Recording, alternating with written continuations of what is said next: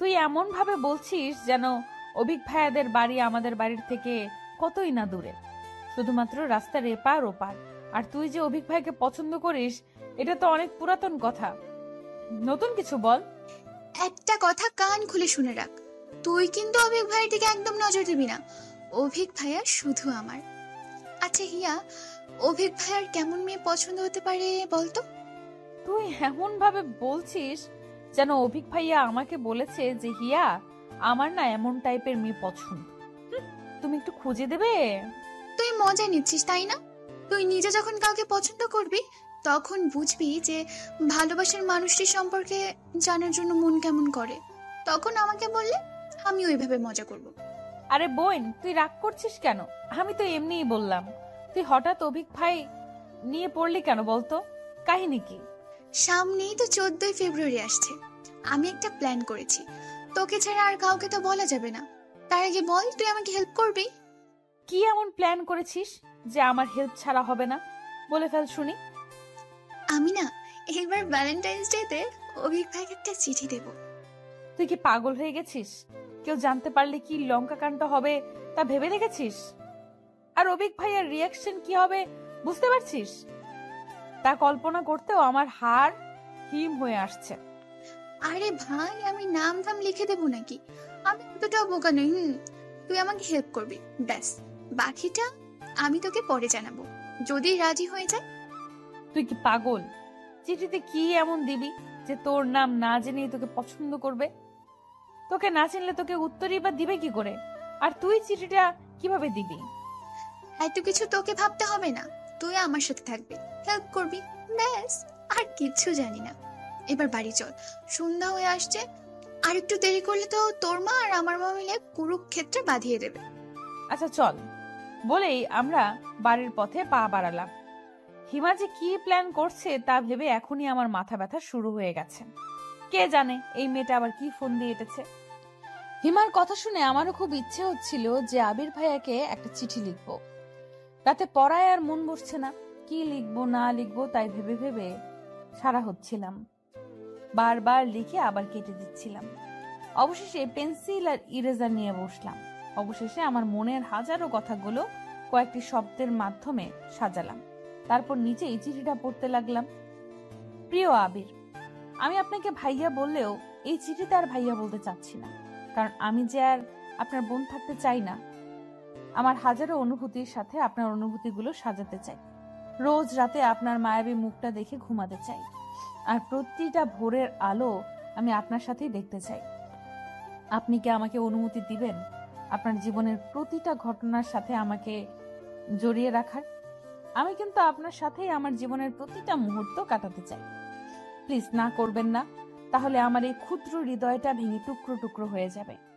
আর টুকরো হৃদয়ে আপনার থাকলে যে কষ্ট হবে, এই চিঠিটা কে লিখতে পারে আশা করি বুঝতে ভুল হবে না। আমি যে হিয়া, আবিরের হিয়া। ইতি লিখে আমি আমার চিঠিটা শেষ করতে চাই না। আমি যে হাজারো কথা লিখতে চাই আপনাকে নিয়ে। আপনার উত্তরের আশায় রইলাম। চিঠিটা দেখছিলাম আর নিজেই লজ্জা পাচ্ছিলাম। আবির ভাইয়ের চিঠিটা পড়ার সময় কি আমার মতোই লজ্জা পাবে, নাকি হাসবে আমার এইসব হাস্যকর লেখা পড়ে? কি রে হিয়া, আজ এত পড়াশোনা করছিস? প্রতিদিন পারলে আমার আগে ঘুমিয়ে যাস, আর আজ এখনো পড়ছিস? হ্যাঁ মা, এই তো পড়া শেষ, এখন ঘুমাবো, তুমি ঘুমাও। কথাটা বলে লাইট অফ করে মায়ের পাশে শুয়ে পড়লাম। আর কাল চিঠিটা আবির ভাইয়ার কাছে কিভাবে পৌঁছাবো তাই ভাবতে ভাবতে ঘুমিয়ে পড়লাম। সকালে কলেজে যাওয়ার সময় হিমা জানালো যে ওর চিঠি লেখা শেষ। ও নাকি পুরো 4 পাতার একটা রচনা লিখেছে। আমি শুনে তো অবাক। তারপর হাসি থামাতে না পেরে বললাম, তুই কি প্রেমপত্রের নামে কোনো রচনা লিখেছিস? এত বড় চিঠি কেউ লিখে? আর তোর মনে হয় অভিক ভাইয়া ওই চিঠি দেখার পর আর পড়বে? আমি কি করব বল, লিখতে লিখতে বড় হয়ে গেছে। আমি তো ভেবেছি যে ওইটা দেখে দেখে তুই আমাকে সুন্দর করে লিখে দিবি। আমার যে হাতের লেখা, অভিক ভাইয়া হাতের লেখা দেখে বমি না করে দেয়। চিঠি পড়া তো দূরের কথা। আরে ভাই, তোর চিঠি আমি কেন লিখবো? তুই কিন্তু কথা দিয়েছিস যে আমাকে হেল্প করবি, এখন পিছু হটলে চলবে না। আচ্ছা বাবা, করবো হেল্প। তার আগে বল যে এই চিঠিটা তুই অভিক ভাইয়া অবধি পৌঁছাবি কি করে? কথাটি জিজ্ঞেস করার আরেকটা কারণ হচ্ছে আমার চিঠিটাও আবির ভাইয়াকে সেইভাবেই দিব। আমার কথাটা শুনে হিমা মুচকি হেসে বলল, ওটা আমার জন্য কোনো ব্যাপারই না। অভিক ভাইয়া যখন রুমে থাকবে না, তুই চাচির সাথে গল্প জুড়ে দিবি, আর আমি সেই সুযোগে চিঠিটা রেখে আসবো। ব্যাস, মিশন কমপ্লিট। আইডিয়াটা কেমন? জিনিয়াস। তুই তো দেখছি ভবিষ্যতে লাভ গুরু হবি। কলেজে পৌঁছেই আমি হিমার চিঠিটা নিয়ে সবার থেকে লুকিয়ে পড়তে লাগলাম। এত লেখা লিখেছে যে পুরো ক্লাসের ফাঁকে ফাঁকে পড়েও আমি সেই চিঠি শেষ করতে পারলাম না। অবশেষে চিঠিটা আমার কাছে রেখে দিলাম। সারাদিন আর আবির ভাইকে দেখতে পেলাম না, হয়তো বন্ধুদের সাথে আড্ডা দিতে গেছে। এতদিন পর গ্রামে এসেছে, তাকে এক পলক দেখার জন্য আমার মনটা ছটফট করছিল। বিকেলে আমি আর হিমা আমাদের রুমে বসে হিমার চিঠিটা ঠিক করছিলাম। ঘরের দরজা বন্ধ দেখে মা কয়েকবার বকা দিলেও আমরা তার কথার গুরুত্ব দিলাম না। আজকের মধ্যেই আমাদের চিঠি লেখা শেষ করতে হবে। কাল যে ফেব্রুয়ারির 13 তারিখ, কালকে এই চিঠিগুলো তাদের মালিকের কাছে পৌঁছে দিতে হবে। কেটে কুটে অবশেষে হিমার চিঠিটাও ঠিক করলাম। তারপর হিমা চলে গেল আর আমি সেই চিঠিটা সুন্দর করে আরেকটা পৃষ্ঠায় লিখতে বসলাম। হিমার চিঠিটা ছিল এরকম: প্রিয় অভি, তুমি আমার জীবনের প্রেমের সূর্যোদয়। তোমাকে এক নজরে দেখার জন্য আমি সারাটা জীবনও অপেক্ষা করতে পারি। এক তোমার মধ্যে আল্লাহ এত সৌন্দর্য কেন দিয়েছে? আমাদের মাঝেও তা একটু ভাগ করে দিত। লেখার তো অনেক কথাই ছিল, কি আর লিখবো, একদিনে বলা যায় সব। আজ শুধু এইটুকুই বলতে চাই যে আমি তোমাকে আমার সারা জীবনের সঙ্গী হিসেবে পেতে চাই। তুমি কি পারবে আমার জন্য অপেক্ষা করতে? আমি তোমার পাশে ছিলাম, আছি আর থাকতেও চাই। নাম না বললে কি তুমি আমায় চিনে নেবে না? হাসির শুরু, হাওয়ার শুরু, রবীন্দ্রনাথের হৈমন্তীর শুরু, তাতেই আছে আমার সুর। আরো বলতে হবে বলে মনে হয় না। আমি এই ভালোবাসা দিবসের একটা মুহূর্ত তোমাকে আমার করে দেখতে চাই, যেখানে তুমি আমাকে পুকুর পাড়ে গিয়ে খুঁজবে। আমি তোমার আশায় থাকবো। আসবে তো আমার অভু? চিঠিটা শেষ করতেই আবির ভাইয়া আমার রুমের সামনে এসে হাজির। এই সময় আবির ভাইয়া আমার রুমে। সারাদিন পর আবির ভাইয়াকে দেখে আমার কি যে ভালো লাগছে তা বলে বোঝাতে পারছি না। আমি নিজেকে সামলিয়ে নিয়ে বললাম, ভাইয়া আপনি ভেতরে আসুন। আবির ভাইয়া ভেতরে এসে আমার বিছানার উপর বসতে বসতে বললেন, কেন, আমি কি আসতে পারি না নাকি? না তা নয়, আসলে এই সন্ধ্যার সময় তাই জিজ্ঞেস করলাম আর কি। চাচি বলছিল তোর পড়াশোনা কেমন চলছে, একটু খোঁজ নিতে, তাই চলে আসলাম আর কি। হিমার অবস্থা তো একদম বাজে, তা তোর কি অবস্থা? আমি চিঠিটা কোনো মতে একটা বইয়ের মধ্যে লুকিয়ে রেখে পড়ার ব্যাপারে কথা বলতে লাগলাম। বইটা আমি যেন হাতছাড়া করছি না। আবির ভাইয়া তার লক্ষ্য করে বলল, ওই বইটা ওইভাবে লুকাচ্ছিস কেন? কি আছে ওই বইতে? এটা আমার এক বান্ধবীর বই, এনেছিলাম পড়ার জন্য, কিছুই নেই। এইটুকু বলার পর মা আমাকে ডাকতে লাগলো। আমি আবির ভাইকে রুমে রেখে মায়ের কাছে চলে গেলাম। মা আবির ভাইয়ের জন্য চা বানিয়েছে। চা নিয়ে আমার রুমে ঢুকতেই দেখতে পেলাম যে আবির ভাইয়ের মুখটা কেমন যেন পাংশু বর্ণ ধারণ করেছে। আমি চায়ের কাপটা নামাতেই আবির ভাইয়া বলল, আমি এখন চা খাবো না, বাইরে একটু কাজ আছে, তুই পড়, আমি পরে আসবো না। আমার উত্তরের আশা না করেই আবির ভাইয়া হন্তদন্ত হয়ে চলে গেল। আমি হা করে কিছুক্ষণ তাকিয়ে থেকে আবির ভাইয়ার জন্য আনা চাটা নিজেই খেতে শুরু করলাম। আর অবাক হয়ে ভাবতে লাগলাম যে আবির ভাইয়া এমন হঠাৎ করে চলে গেল কেন? আজ কলেজ থেকে এসে আমি আর হিমা সুযোগ খুঁজছি যে কখন অভিক ভাইয়া বাড়ি থেকে বের হবে, কিন্তু অভিক ভাইয়া যেন আজ বেরই হচ্ছে না।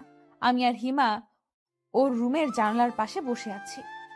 এমন সময় আবির ভাইয়া এসে হিমাকে ডাকতে লাগলো।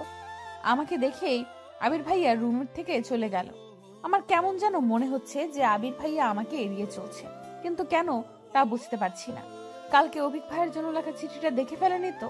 ভাবতে আমার হাত পা কেমন যেন ঠান্ডা হয়ে আসলো। আবির ভাইকে কি জিজ্ঞেস করে দেখবো, কিন্তু হিমার কথা বললে আবার হিমার কপালে শনি নেমে আসবে।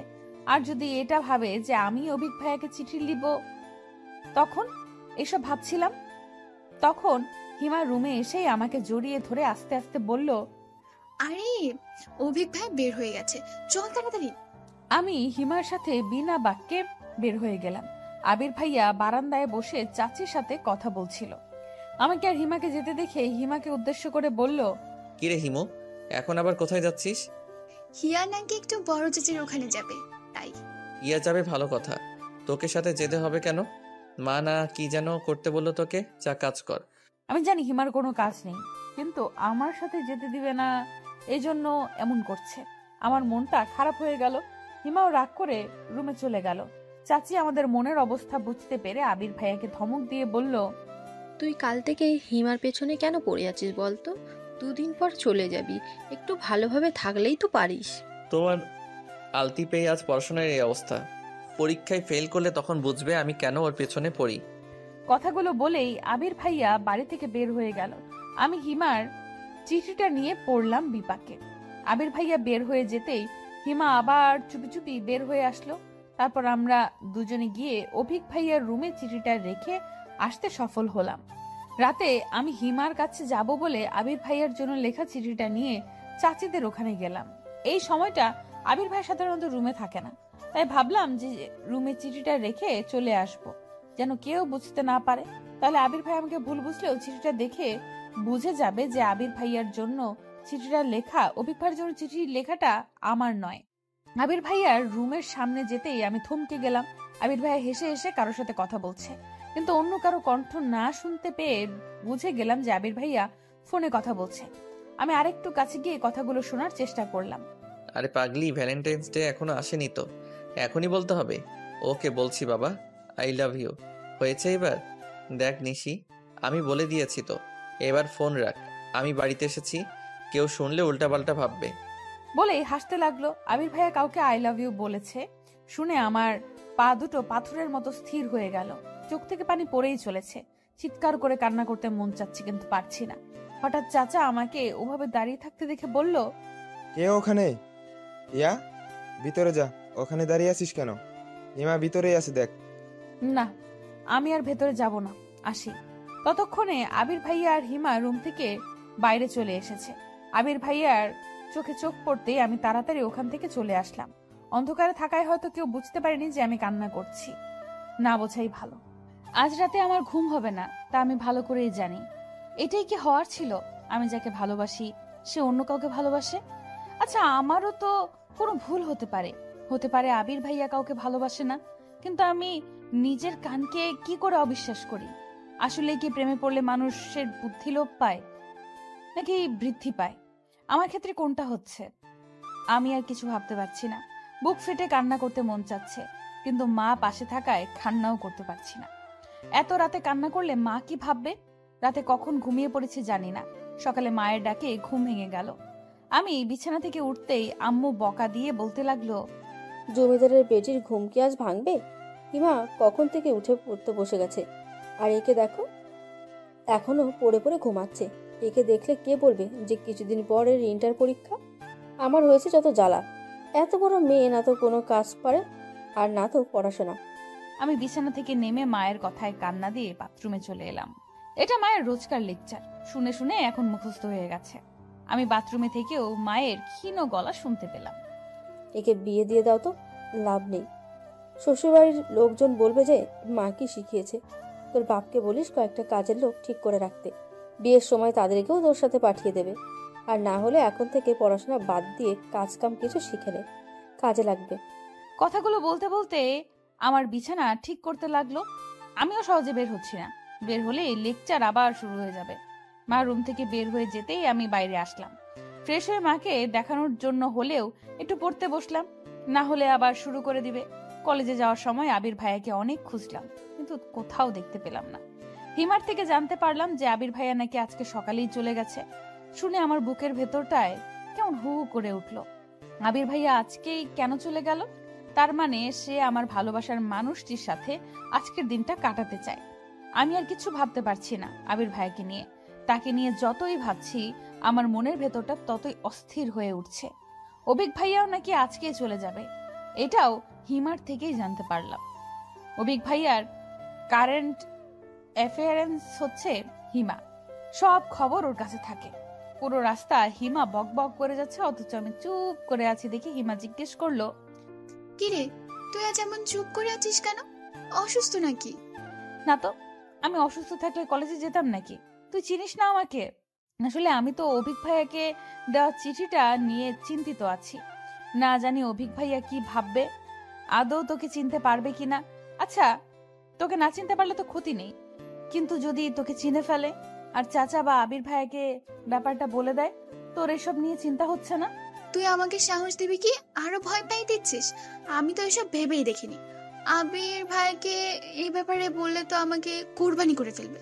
তুই আমাকে ওই ব্যাপারটা আগে বলবি না? ওর ভয়ের তো মুখ দেখে আমি হাসি চাপিয়ে রাখতে পারছিলাম না। এখন হেসে ফেললে হিমা রেগে আগুন হয়ে যাবে, তাই আমি অনেক কষ্টে হাসিটা চেপে রেখে ওকে সাহস দিয়ে বললাম, আরে অভিক ভাই চিনে ফেললেও সমস্যা নেই, তুই তো নিজের নাম লিখে দিসনি। অভিক ভাইয়াকে যে কেউ চিঠি দিতে পারে, তা কি আমরা জানি নাকি? কিন্তু চাচি যদি বলে দেয় যে কাল ওনাদের বাড়িতে শুধু আমরাই গিয়েছিলাম, তখন আমার তো ভয় এখনই কলিজা শুকিয়ে যাচ্ছে। আমি ব্যাগ থেকে পানির বোতল বের করে ওর দিকে এগিয়ে দিয়ে বললাম, আচ্ছা চিন্তা করিস না, ধরা পড়লেও বলে দেব যে কেউ একজন আমাদের কাছে চিঠিটা দিয়ে দিয়েছিল অভিক ভাইয়া পর্যন্ত পৌঁছে দিতে।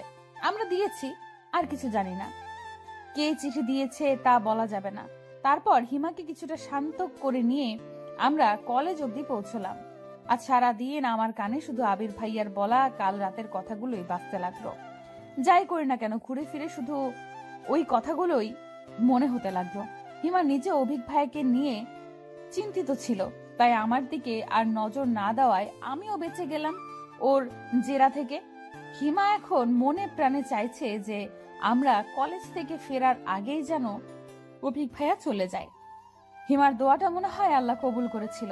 আমরা পৌঁছে দেখলাম যে অভিক ভাইয়ার মা মানে আমাদের বড় চাচি আমার মায়ের সাথে গল্প করছে, আর ওনার থেকে জানতে পারলাম যে অভিক ভাইয়া চলে গেছে। বেচারি হিমা একদিক দিয়ে খুশি হলো যে অভিক ভাইয়ার চিঠি সম্পর্কে কাউকে কিছু বলেনি, কিন্তু অভিক ভাইয়াকে আবার অনেক দিন দেখতে পাবে না বলে দুঃখও পাচ্ছিল। ইন্টার্নি শেষ না করে নাকি অভিক ভাইয়া আর বাড়ি আসবে না সহজে, এটাও হিমার মুখেই শুনেছি। ও যে এত খবর কিভাবে পায় আমি তাই বুঝি না। পুরো একটা সিসিটিভি ফুটেজ।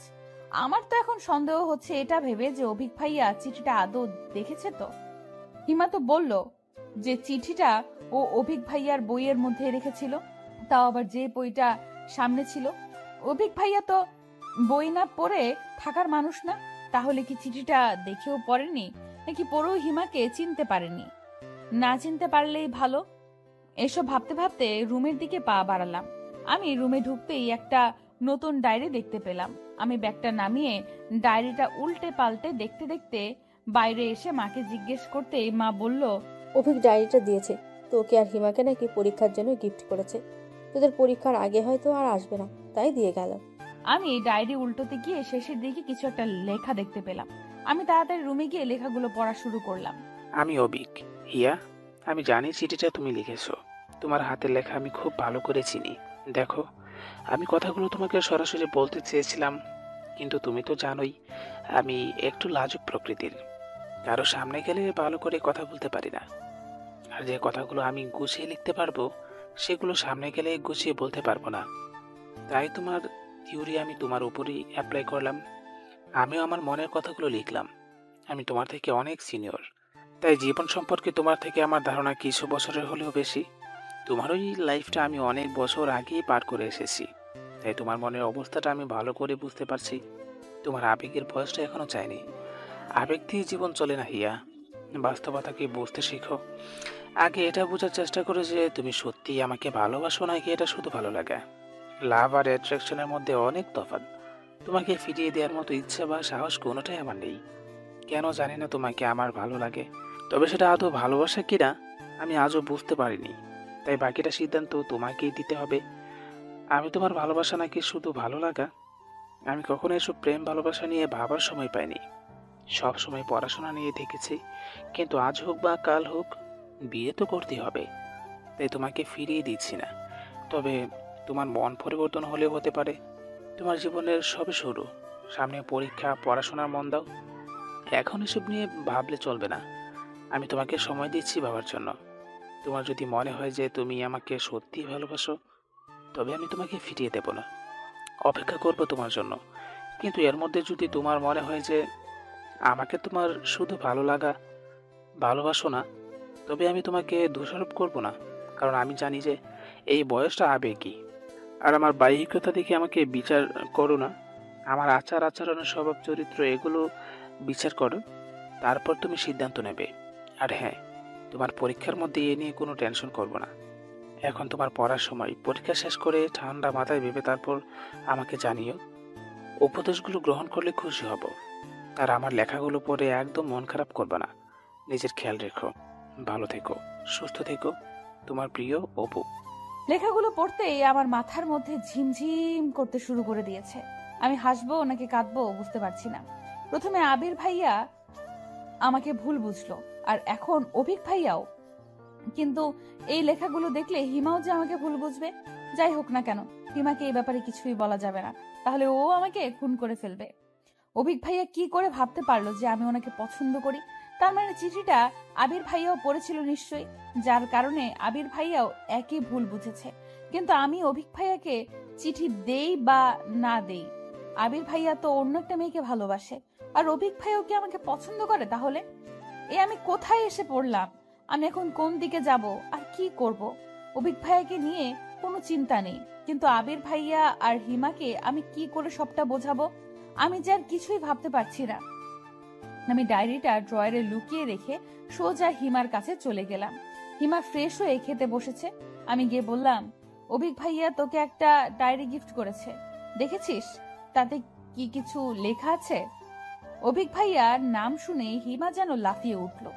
খাবার নিয়ে ওর রুমে চলে গেল। আমি ওকে অনুসরণ করলাম। টেবিলের উপর থেকে ডায়েরিটা নিয়ে আমি লেখা খুঁজতে লাগলাম। ডায়েরির শেষ পাতাতেই কিছু লেখা আছে। আমি সেটা পড়তে শুরু করলাম। Best wishes my dear mister. ভালো করে পড়াশোনা করো, ভালোভাবে পরীক্ষা দিও, সময়গুলো কাজে লাগাও, নষ্ট করো না। যাওয়ার আগে আর দেখা হলো না। নিজের যত্ন নিও। ভালো থেকো, তোমার ভালোবাসার ভাই অভিক। লেখাটা পড়েই আমি ধপ করে হিমার বিছানার উপর বসে পড়লাম। অভিক ভাইয়া হিমাকে কিছু লিখেছে ভেবে হিমা খুশিতে লাফাতে লাগলো। কিন্তু আসল ঘটনা শুনলে যে হিমার কি অবস্থা হবে তা ভেবে আমি অস্থির হয়ে যাচ্ছি। আচ্ছা, অভিক ভাই যদি জানতো যে চিঠিটা আমি নই হিমা দিয়েছে, তখন হিমাকেও কি একই কথা লিখতো? আমি হিমার রুম থেকে বের হয়ে আসলাম। হিমা তো খাওয়া দাওয়া বাদ দিয়ে ডায়েরি নিয়ে পড়লো। হাজার হোক, ডায়েরিটা অভিক ভাইয়া দিয়েছে। আমি বিষণ্ণ মনে রুমে গিয়ে ফ্রেশ হয়ে নিলাম। খাওয়ার কোনো ইচ্ছে না থাকা সত্ত্বেও মায়ের জোরাজোরিতে খেতে বসলাম। 2 বার খাবার মুখে দিয়েই আর খেতে ইচ্ছে হচ্ছিল না, তাই বাকি খাবারটা রেখেই উঠে পড়লাম। মা কিছু বকাবকি করে চলে গেল। আমি বিছানায় শুয়ে ফোনটা হাতে নিয়ে একবার অভিক ভাইয়ার নাম্বার বের করছি, একবার আবির ভাইয়ার নাম্বার বের করছি, কিন্তু কাউকেই কল করার সাহস পাচ্ছি না। কল করে কি বলবো তাই ভেবে পাচ্ছি না। আমি এমনিতেও ফোনে কথা কম বলি।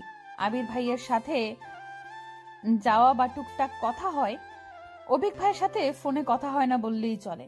ভাইয়াও কল করে না আর আমিও না। অনেকক্ষণ ভেবে চিন্তে কিছুটা সাহস নিয়ে অভিক ভাইয়াকে কল করেই ফেললাম। কল করার কিছুক্ষণ পর আবির ভাইয়া কল রিসিভ করে বলল, হ্যালো হিয়া। আবির ভাইয়া, কোথায় আপনি? আমি মাত্র পৌঁছালাম বাসায়, কিছু বলবি? না মানে ভালোভাবে গেছেন তো? আরো কিছু বলার থাকলে বল। আমি খুব টায়ার্ড, বুঝতেই পারছিস, মাত্র আসলাম রুমে। আমি তাড়াতাড়ি করে কল কেটে দিলাম। আর কিছু বলার ইচ্ছেটা আমার মরে গেছে। একটু ভালো করে কথা বললেও পারতো। আমি কল কেটে দেওয়ার পর আবির ভাইয়া আরো 2 বার কল করলো। আমি রিসিভ করলাম না। রিসিভ করে কি বা বলবো? এরপর ভাবছিলাম যে অভিক ভাইয়াকে কল করে সব সত্যিটা বলে দিব, যে চিঠিটা আমি লিখলেও আমার জন্য নয়, হিমার জন্য লিখেছিলাম। কিন্তু আবির ভাইয়ার সাথে কথা বলে সেই মুডটাই নষ্ট হয়ে গেল। তাই আর অভিক ভাইয়াকে কল করলাম না। জানি না আবির ভাইয়া আবার আসবে কবে, আর কবে সামনে থেকে এক নজরে দেখতে পাবো, আর কেনই বা এই সত্যিটা জানাতে পারবো। আবির ভাইয়া কাউকে ভালোবাসলেও মেনে নিতে হবে, কিন্তু তাই বলে সে আমাকে ভুল বুঝবে সেটা তো হতে পারে না। কিন্তু হিমাকে সত্যিটা তাড়াতাড়ি জানাতেই হবে, নইলে অনেক কিছুই হতে পারে। বিশেষ করে হিমা পরে ব্যাপারটা জানতে পারলে আমাকে ভুল বুঝবে। এটা কিছুতেই হতে দেওয়া যাবে না। আবির ভাইয়াকে পরে বোঝালেও হবে, কিন্তু হিমাকে কি করে সবটা বলবো তাই বুঝতে পারছি না। ওর প্রতিক্রিয়াটাই বা কি হবে কে জানে। অভিক ভাইকে কথাটা না জানানো পর্যন্ত আমার শান্তি হচ্ছিল না। অভিক ভাইকে হিমার কথা জানাতেই অভিক ভাইয়া রাগান্বিত স্বরে বলল, হিয়া, তোমার কমন সেন্স নেই? অন্যের চিঠি তুমি তুমি কেন লিখবে? আর হিমাকে জানিয়ে দাও, ওকে শুধুমাত্র আমার ছোট বোন ভাবি, এর বাইরে কিছুই নয়। ভাইয়া, কথাটা আপনি নিজে হিমাকে জানিয়ে দিলে খুশি হতাম। ওকে।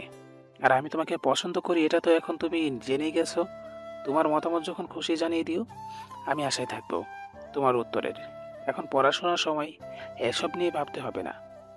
ভাইয়া, আসলে আমি আপনাকে আমার বড় ভাই হিসাবেই মানি, তাই।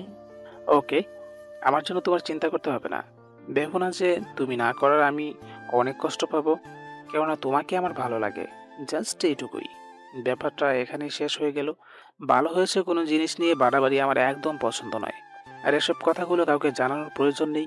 কাজিনদের মধ্যে কোনো ভুল বোঝাবুঝির সৃষ্টি হোক, সেটা আমি চাই না। আচ্ছা। তুমি কি আমাকে ভয় পাও? না, আসলে প্লিজ কিছু মনে করো না, আমি এভাবে কথাগুলো বলতে চাইনি, কিন্তু ওকে ভাইয়া, আপনি শুধু হিমাকে একটু বুঝিয়ে বলবেন, তাহলেই হবে। আচ্ছা সরি হিয়া, সত্যিটা না জেনেই আমি তোমাকে। থাক না, এসব আর না বলাই ভালো। তারপর অভিক ভাইয়া কল কেটে দিতেই আমি যেন হাফ ছেড়ে বাঁচলাম। একটু পরেই হিমা মন খারাপ করে আমার রুমে আসলো।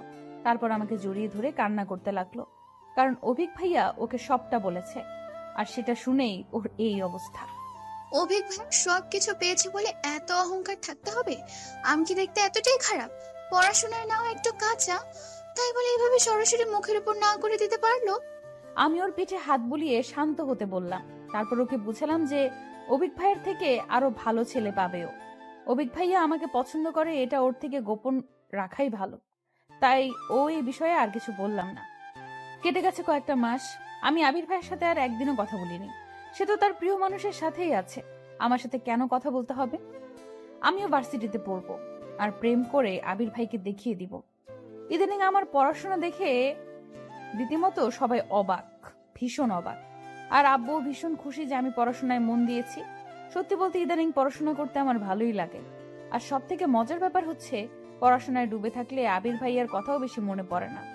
কলেজে এখন আর যেতে হয় না, শুধু প্রাইভেট আর কোচিং। ভালোই যাচ্ছে দিনকাল। আজ আমার একমাত্র ফুফুর বড় মেয়ের গায়ে হলুদ অনুষ্ঠান। ফুফুর শুধু 2 মেয়ে, কোনো ছেলে নেই। বড় মেয়ে নিশি আর ছোট মেয়ে মিশি। মিশি এবার ক্লাস 9-এ পড়ে। ফুপুর বাড়ি আমাদের বাড়ি থেকে বেশি দূর না হলেও বেশি যাওয়া হয় না ওখানে। আজ ফুপুর বাড়িতে যাওয়ার কোনো ইচ্ছে আমার ছিল না, কিন্তু হিমা যখন জানালো যে আজ নিশি আপুর গায়ে হলুদের অনুষ্ঠানের জন্য আবির ভাইয়া আসবে, তখন কেন জানি আমার যেতে মন চাইলো। কতদিন আবির ভাইয়ের ওই মুখটা দেখি না, কিন্তু সে তো অন্য কাউকে ভালোবাসে। কথাটা মনে হতেই আবার আমার মনটা খারাপ হয়ে গেল। কিন্তু আমি না গেলে হিমাও যাবে না। হিমার জেদের কাছে হেরে অবশেষে রাজি হলাম। সবার সাথে আমিও হলুদ শাড়ি পরেছি, আর আমার চোখ দুটো শুধু বারবার আবির ভাইকে খুঁজছে। কখন যে আসবে? হিমা সবার সাথে মজা করছে, কিন্তু আমি একপাশে দাঁড়িয়ে আবির ভাইকে খোঁজার চেষ্টা করছি। এমন সময় কেউ একজন আমার পেছন থেকে বলে উঠল, এক্সকিউজ মি কেশবতী। আমি পেছনে তাকাতেই দেখতে পেলাম যে একটা ছেলে দাঁড়িয়ে আছে। ছেলেটা দেখতে কিছুটা অভিক ভাইয়ার মতোই। আমি প্রথমে দেখেই কিছুক্ষণ হাঁ করে তাকিয়েছিলাম যে অভিক ভাইয়া তো আসার কথা না, তাহলে এই ছেলেটাকে? আর আশেপাশে তো কেউ নেই। কেশবতী বলে কাকে ডাকছে? এই যে মিস, হ্যাঁ আপনাকে বলছি। আমি জানি আমি দেখতে অনেক সুন্দর, তাই বলে ওভাবে তাকিয়ে রাখতে হবে? ওনার কথা শুনে আমি রাগে আর লজ্জায় আমার চোখ নামিয়ে নিয়ে বললাম, এই যে মিস্টার হনুমান, সুন্দর হয়েছেন বলে শুধু অহংকার, তাই না? এই সৌন্দর্য কি আপনি নিজে তৈরি করেছেন নাকি? আল্লাহ আপনাকে এত সুন্দর করে তৈরি করেছেন বলেই না আপনি এত সুন্দর হয়েছেন। আর আপনি আমাকে কেশবতী কেন বলছেন? মেনেই যখন নিয়েছেন যে আল্লাহ আমাকে সুন্দর করে বানিয়েছেন, তাহলে হনুমান বলে আপনি সেই সৌন্দর্যের অবমাননা করতে পারেন কি? সেটা তো আপনার অহংকার দেখে বলেছি, কিন্তু আপনি আমাকে... কারণ আমি তো আপনার নাম জানতাম না, শুধু আপনার চুলগুলোই দেখছিলাম। আর এত সুন্দর চুলের অধিকারী যে, তাকে কেশবতী বলে ভুল করে নিয়েছো। চুল তার কবিকার অন্ধকার বিদিশার নেশা। কবিতার এই লাইনটা আপনার জন্য যেন কবি লিখেছিলেন। আচ্ছা, আপনি কে বলুন তো? আমার সাথে এসব আউল ফাউল কেন পেঁচাল শুরু করেছেন? আর আমি বা এতক্ষণ আপনার সাথে কথা বলছি কেন? আরে সরি, আপনাকে যে জন্য ডাকছিলাম তাই তো শোনানো হয়নি। এখানে আশেপাশে কোনো ফুলের দোকান আছে? মিশি আমাকে ফুল কিনে আনতে বলেছে, কিন্তু আমি এখানে তেমন কিছুই চিনি না। আপনাকে দেখে ভাবলাম যে জিজ্ঞেস করে নেই। মিশি আর কাউকে পায়নি ফুল কেনার জন্য, আপনার মতো একটা গাধাকে পাঠিয়েছে। আর আপনিও আমাকে পেলেন জিজ্ঞাসা করার জন্য। আশেপাশে কোনো ছেলের অভাব আছে নাকি? মেয়ে দেখলে এই কথা বলতে মন চায়? লুচ্চা! আপনি আশেপাশে আর কাউকে দেখতে পাচ্ছেন? এখানে শুধু আমি আর আপনি আছি। আর শুনুন, আপনি আমাকে গাধা, হনুমান আর এসব কেন বলছেন? আমার তো সুন্দর একটা নাম আছে নাকি? সাহিল শাহরিয়ার আমার নাম। নেক্সট টাইম মাথায় রাখবেন। আর উপকার না করলে না করেন, উল্টোপাল্টা কথা বলবেন না। কি ব্যাপার? কি হয়েছে? আপনি কি হিয়াকে চিনেন? ও আচ্ছা, আপনার নাম তাহলে হিয়া? চেহারার মতো নামটাও খুব মিষ্টি। কি রে, তুই এই ছেলেটাকে চিনিস নাকি?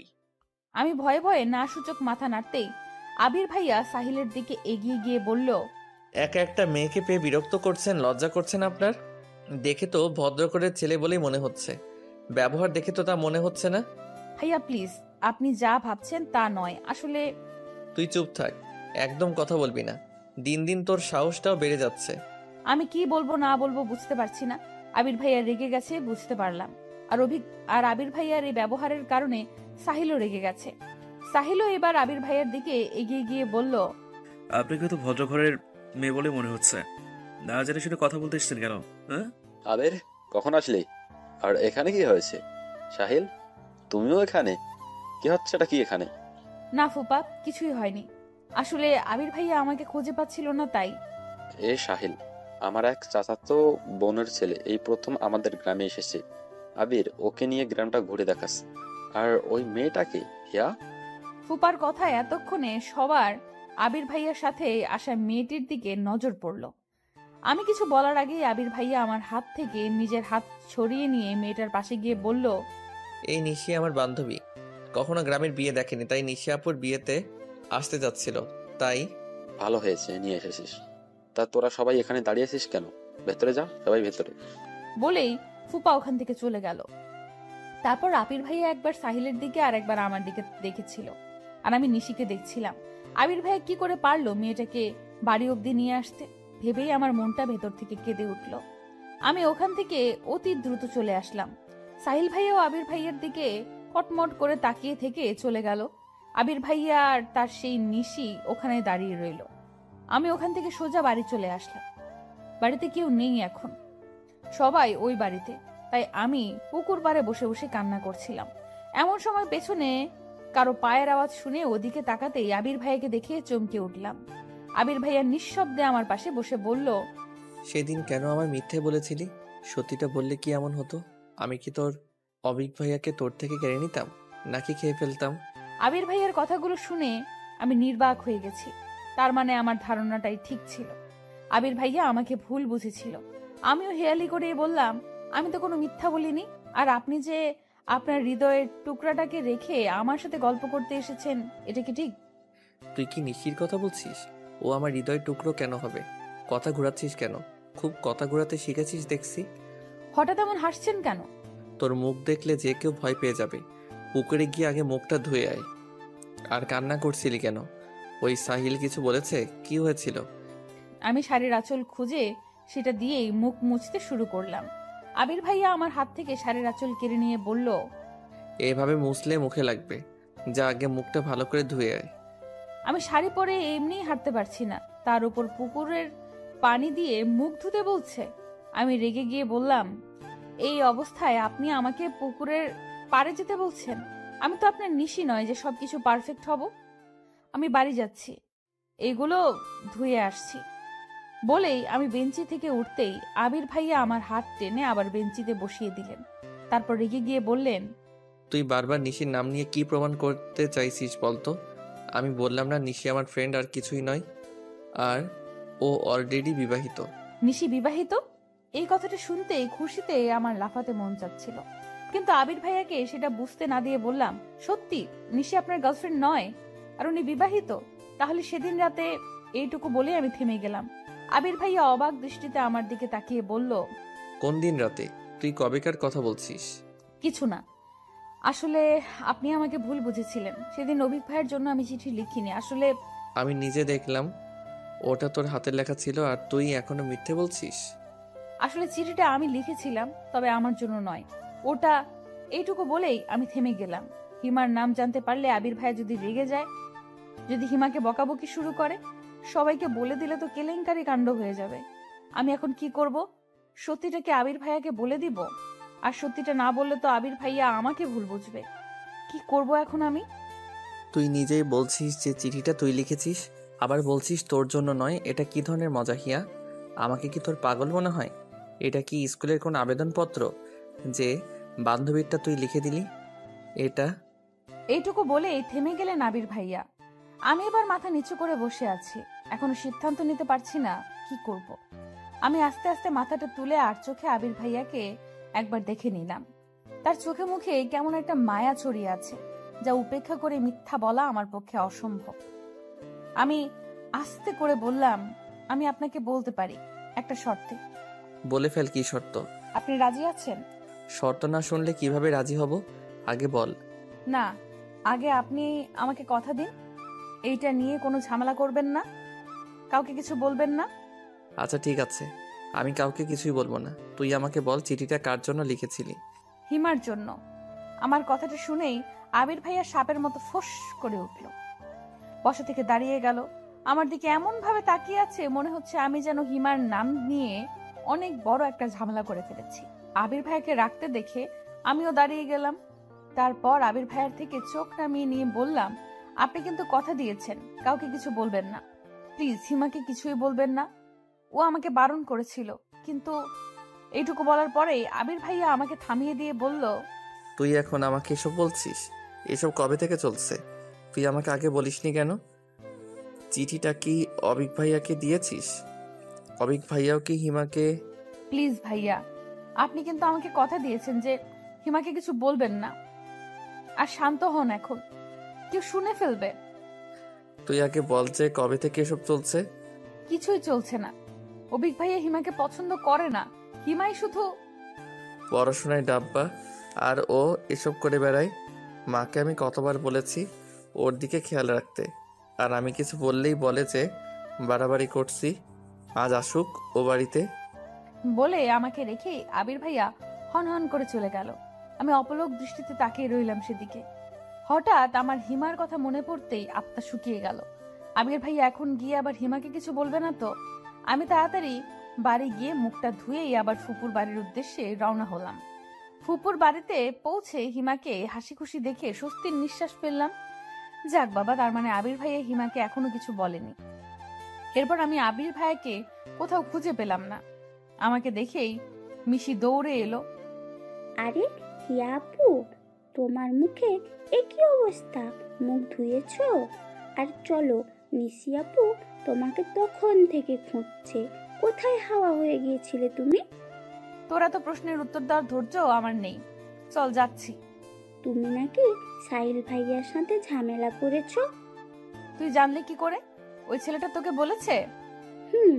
ভাইয়া বলছিল যে আমার এক সুন্দরী আপু নাকি তাকে অনেক অপমান করেছে। পরে জানতে পারলাম যে সেই সুন্দরী আপুটি আর কেউ নয়, তুমি। দেখ তো আমাকে ভালো করে, আমাকে দেখি কি মনে হয় যে আমি কাউকে অপমান করতে পারি? আর যার মান সম্মান বলতে কিছু নেই, তার আবার অপমান। যাই বলো না কেন, সাহিল ভাইয়া তোমার উপরে ভীষণ রেগে আছে। উনি রেগে আছে তাতে আমার কি? আমি কি ওনার রাগের কামাই খাই নাকি? এতক্ষণে আমি আর নিশি আপুর ওইখানে চলে এসেছি। সবাই আপুকে হলুদ দিয়ে দিচ্ছে, আমিও দিলাম।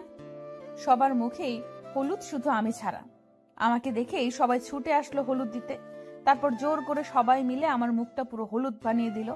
শাড়ি পরে এমনিতেই আমার অবস্থা নাজেহাল, তারপর হলুদ মাখাতে গিয়ে আরো খারাপ অবস্থা হয়ে গেল। সবাই মিলে অনেক মজা করলেও আবির ভাইয়ার কথা মনে হতেই আমার সব খুশি যেন উবে গেল। আমি হিমাকে নিয়ে মিশির রুমে চলে গেলাম, কারণ একমাত্র ওই রুমটাই ফাঁকা ছিল। এখন বাকি সব রুম লোকজনে ভর্তি। হিমাকে সবার মাঝখানে থেকে ওভাবে টেনে আনায় হিমা কিছুটা বিরক্ত আর অবাক হয়ে বলল, কি রে হিয়া, তুই আমাকে এভাবে টেনে আনলি কেন? আর এতক্ষণ তুই কোথায় ছিলি? আমি হিমাকে সবটা বলতেই ওর হলুদে মুখ মাখা মুখটা যেন মুহূর্তেই কালো হয়ে গেল। ও আমার হাত ধরে কান্না কান্না কণ্ঠে বলল, তুই এটা কি করেছিস হিয়া? তোকে না আমি বারণ করেছিলাম কাউকে না জানাতে, আর তুই আমার জমের কাছে কথাটা বলে দিয়েছিস। তুই এটা কেন করলি? তোর কথা বললে হয়তো আবির ভাইকে তোকে কিছুই বলতো না, তুই আমার কথা কেন বললি? দেখ হিমা, অভিক ভাইয়াও সত্যিটা জানে, আর আমি না বলে অভিক ভাইয়া যদি কথাটা আবির ভাইয়াকে জানাতো তাহলে কি আমি মিথ্যাবাদী হতাম না? মাঝখান থেকে আমিও আবির ভাইয়ের কাছে খারাপ হয়ে যেতাম, আর সত্যিটাও জেনে যেত। এতে কি লাভ হতো বল? তার চেয়ে এখনই সত্যিটা জেনে গেছে, এটাই তো ভালো হয়েছে। পরে যা হয় হতো, তুই এখন ভাইয়াকে কেন জানালি? ভাই আমাকে খুন করে ফেলবে। এভাবে কান্না করলে তোর সব সাজ নষ্ট হয়ে যাবে কিন্তু। আর শোন, আবির ভাইয়া আমাকে কথা দিয়েছে যে তোকে কিছু বলবে না। ট্রাস্ট মি, আমার বিশ্বাস আবির ভাইয়া নিজের কথা রাখবে। ছোটবেলা থেকে চিনি আমি ভাইয়াকে। একবার যখন কথা দিয়েছে তখন তোকে কিছুই বলবে না। আর বললেও আমি তো আছি নাকি? আমাকে তোর ভরসা হয় না? তারপর অনেক বুঝিয়ে সুঝিয়ে হিমাকে শান্ত করে রুম থেকে বের হলাম। হিমাও কান্নাকাটি করে আমার মতো অবস্থা হয়েছে। একে তো মুখে মেকআপ, তার উপর হলুদ, তার উপরে এখন আবার কান্না করলো। তাই হিমা মুখ ধুতে চলে গেল। তখন আবির ভাইয়ার বান্ধবী নিশি আপু আমার দিকে এগিয়ে এসে বলল, তুমি তাহলে সেই হিয়া যার কথা আবির সবসময় বলে? আমার কথা আবির ভাইয়ার মুখে শুনেছেন? হ্যাঁ, আবির তো সারাক্ষণ তোমার গল্পই করে। হিয়ার এই পছন্দ, হিয়ার ওই পছন্দ, হিয়া এই খেতে ভালোবাসে, আরো অনেক কিছু। ওর মুখে তোমার গল্প শুনতে শুনতে এখন আমারও মুখস্থ হয়ে গেছে যে তোমার পছন্দ অপছন্দ কি। আর তুমি তো ছবির থেকেও বেশি সুন্দরী, যদিও এখন তোমার মুখ দেখে সহজে চিনার উপায় নেই। বলে হাসতে লাগলো নিশি আপু। আপুর সাথে সাথে আমিও একটু হাসার চেষ্টা করলাম। তবে আমি কথাগুলো শুনে এতটাই অবাক হয়েছিলাম যে হাসিটা ভেতর থেকে ঠোঁট অব্দি পৌঁছলো না। তা আবির ভাইয়া আমার আর কি কি গল্প করেছে আপনার কাছে? করেছে তো অনেক গল্পই, তবে শুনলাম যে তুমি নাকি তোমার কাজিন অফিককে পছন্দ করো। কথাটা শুনেই আমি আশেপাশে তাকালাম যে কেউ আবার আমাদের কথা শুনছে না তো। তারপর দেখলাম যে না, তেমন কেউ আশেপাশে নেই। তারপর আমি স্বস্তির নিঃশ্বাস ফেলে বললাম, আপু, এটা আসলে একটা ভুল বোঝাবুঝি ছিল। আমি আবির ভাইকে পছন্দ করি না। আমার মুখে এই কথাটা শুনতেই নিশি আপুর মুখে এক প্রকার খুশির ঝিলিক দেখতে পেলাম। তিনি খুশি মুখে বলে উঠলেন, রিয়েলি তুমি অফিককে পছন্দ করো না? আচ্ছা, আমার একটা প্রশ্নের উত্তর দিতে পারবে? যদিও সেটা অনেকটা পার্সোনাল হয়ে যায়, তারপরেও তুমি যদি বলতে। আরে আপু, বলে ফেলুন, আমি তো আপনার ছোট বোনের মতোই। তুমি কি কাউকে পছন্দ করো? আই মিন ভালোবাসো? তুমি বলতে না চাইলে থাক, আমি তোমাকে ফোর্স করব না। আসলে কথাটা জানতে ইচ্ছে হলো, তাই জিজ্ঞাসা করলাম আর কি। এমন প্রশ্ন শুনে আমি অনেকটা বিব্রতিকর অবস্থায় পড়ে গেলাম। অচেনা একটা মানুষকে আমি কি করে বলবো যে আমি একজনকে ভালোবাসি? আর সে হচ্ছে আমার প্রাণপ্রিয় আবির ভাইয়া। তারপর এ হচ্ছে আবার আবির ভাইয়ারই বেস্ট ফ্রেন্ড। সরি আপু, আমি তোমাকে আগেই বলেছি, তোমার ইচ্ছা না হলে বলতে হবে না। আমি এমনিই জানতে চাইলাম। আসলে তুমি এই কথাটা জানালে আমি আবিরের একটা সিক্রেট তোমাকে জানাবো। এবার তুমি ভেবে দেখো যে আমাকে বলবে কিনা। না আপু, আমি কাউকে ভালোবাসি না। আবির কেউ না? আমার উত্তর শোনার পর নিশি আপু আবার এমন একটা প্রশ্ন করবে আমি কল্পনাও করতে পারিনি। আমি কি বলবো না বলবো তা ভাবছি এমন সময় সেখানে হিমা এসে জানালো যে বাড়ি যাওয়ার জন্য সবাই বের হয়েছে, আমাদের খুঁজছে। আমি যেন বড় বাচ্চা বেঁচে গেলাম। কিন্তু কষ্ট একটাই যে আবির ভাইয়ার সিক্রেটটা শুনতে পারলাম না। আচ্ছা, পরে কি নিশি আপু আমাকে সিক্রেটটা বলবে, নাকি আবির ভাইয়ের সিক্রেট আমার কাছে অজানাই রয়ে যাবে? আবির ভাইয়া নিশি আপুকে হিমার কাছে শুতে বললেও নিশি আপু আমার কাছে থাকতে চাইলো। তখন আবির ভাইয়া জোরে সরে হেসে দিল। তারপর বলল, ওকে পাহারা দেওয়ার জন্যই একজন লাগে, তুই আবার ওর কাছে কি থাকবি? এত সুন্দরী যদি চুরি যায়, পাহারা না দিলে কি হয়? আজ না হয় আমিই পাহারা দেব। কি হিয়া, তোমার কোনো আপত্তি আছে নাকি?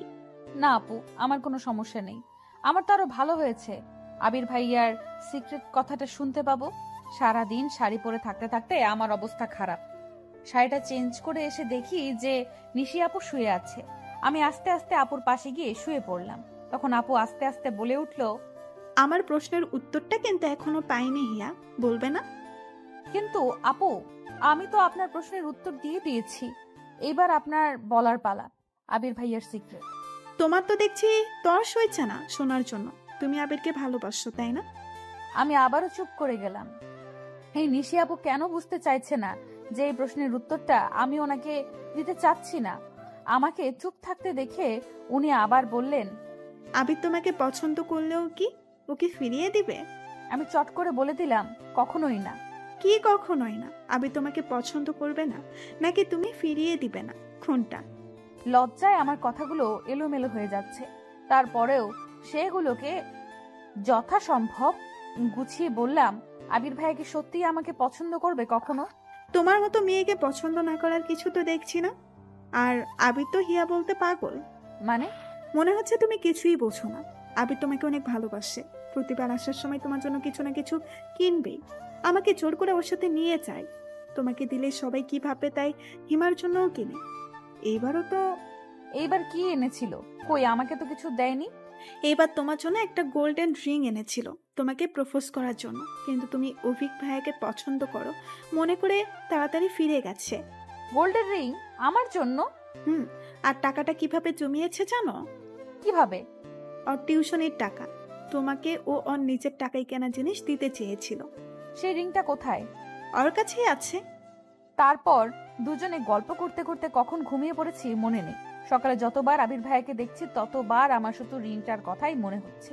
কিন্তু আবির ভাইয়া কাল রাতের পর থেকে আমার সাথে একটা কথাও বলেনি।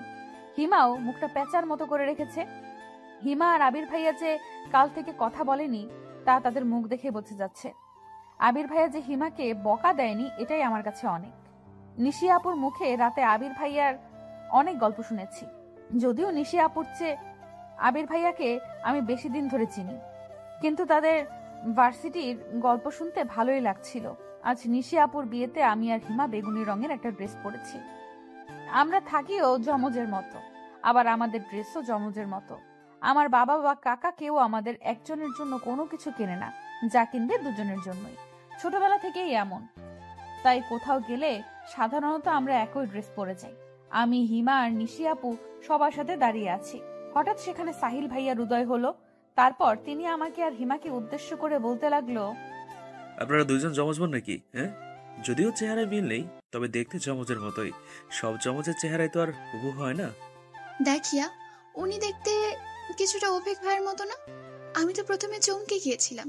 অমন হা করে তাকিয়ে থাকিস না, পরে আবার ওনার ভাব বেড়ে যাবে। তুই চিনিস নাকি ওনাকে? কই, আমাকে তো বলিসনি কিছু। আরে আমি চিনবো কি করে? কাল ফুপা বলল যে ইনি নাকি ওনার কেমন বোনের ছেলে, তাই শুনলাম আর কি। ও আচ্ছা, তাই বল। আপনারা কি আমাকে নিয়ে কিছু বলছেন? হিমা ওনার কথার উত্তর দিতে যাচ্ছিল, আমি ওকে টেনে ওখান থেকে নিয়ে আসলাম। নিশি আপু আমাদের সাথেই আসলো। তারপর হিমাকে বললাম, তুই শুধু শুধু ওনার সাথে ফালতু কথায় জড়াচ্ছিলি। উনি লোকটা মনে হয় সুবিধার নয়। বর চলে এসেছে, সবাই ওদিকে চলে গেল।